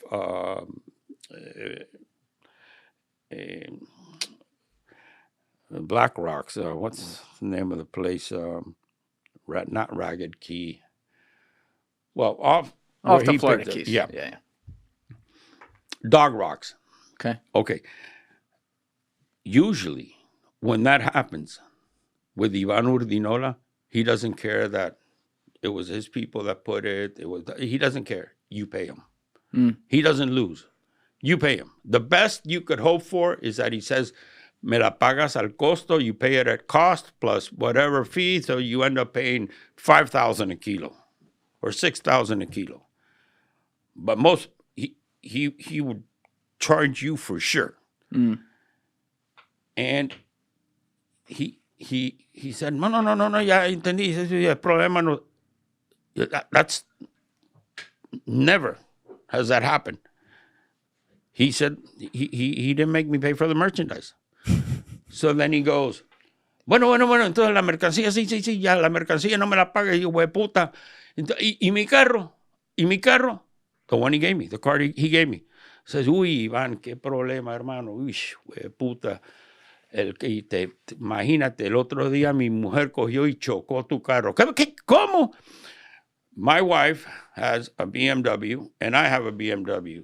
I was at a friend's house, and she thought I was at a friend's house visiting a girlfriend, which was not true. But Was it not true that night? yeah, she got so mad. My wife got so mad that she took her BMW and started smashing it against my BMW. Boom. Boom. Nice. Boom. So when I tell Iván, imagínate, qué noticia más mala darte. Imagínate. Bueno, ¿qué noticia puede ser peor que perderme la mercancía? No, es que, imagínate, mi esposa chocó tu carro. ¿Cómo? Sí, mi esposa pensó que estaba con una querida y cogió y empezó a chocar los carros. Smash the cars together. Hijo de puta, ahora sí usted es un bacán. Es que nosotros somos iguales porque mi esposa también está loca. So, figuring he was going to be pissed, he took it another way. He said, coño, you and I are exactly the same. We both have fucking crazy wives. I got that one. And if you Google Lorena Henao, his wife, they say she killed him. No. Yeah. They killed her. Lorena Henao. She's El Mocho Henao's sister, married to Ivan Urdinola, H.E. Lorena. There she is. Widow of the Mafia. Colombia's widow of the Mafia assassin. Lorena Henao Montoya has been deeply involved in the drug trade. Known as the Widow of the Mafia, was murdered after assassins on a motorcycle strafed her car with bullets in the province of Armenia. Like the country? Armenia, coffee growing area of Colombia. Oh, no, okay, not like Armenia, the country. Right. Right, okay. So she allegedly killed. She was one tough, crazy. Can we translate that page? Yeah. Let's try that. So, Traducira esta página. I mean, this that's a story of my life. It's wild, crazy shit. Just, I mean, there were bets out. Number one, when they kidnapped me, when Rasguño took me in, they had bets out of he's not coming back. For sure, he's not coming back. So I came back. When this happened with Ivan, that I lost his merchandise, they said, for sure, without a doubt, he's fucking dead or he has to pay $10, $12 million. Full value for the merchandise. And when they heard about that, even that, and then he took the car. I mean, all this shit, if you even knew Ivan Urdinola, you know what I'm talking about. A murderous crazy, volatile psychopath. This big. Crazy, feared Ivan Urdinola. Just Yeah, can I see this guy's face? Jose Orlando, that's somebody else. Yeah, go to Ivan Urdinola. Yeah, there you go. Ivan Urdinola Grajales. Was known by the nickname El Enano, in sure. English, the Dwarf. Was a Colombian, I love how you still have to lift up when you do that. A Colombian drug lord who was one of the leaders of the notorious Norte del Valle cartel, co-perpetrator of the Trujillo massacre, which occurred between 88 and 92. Let's see. Oh, yeah, he married Lorena Montoya. After several months of intelligence in April 1992, the police finally found the Ordinola residence. What? You laughing because you were the intelligence? Because this shit is off the wall. They finally And this guy actually liked me. Sounds like that's I a pattern. liked him. Yeah.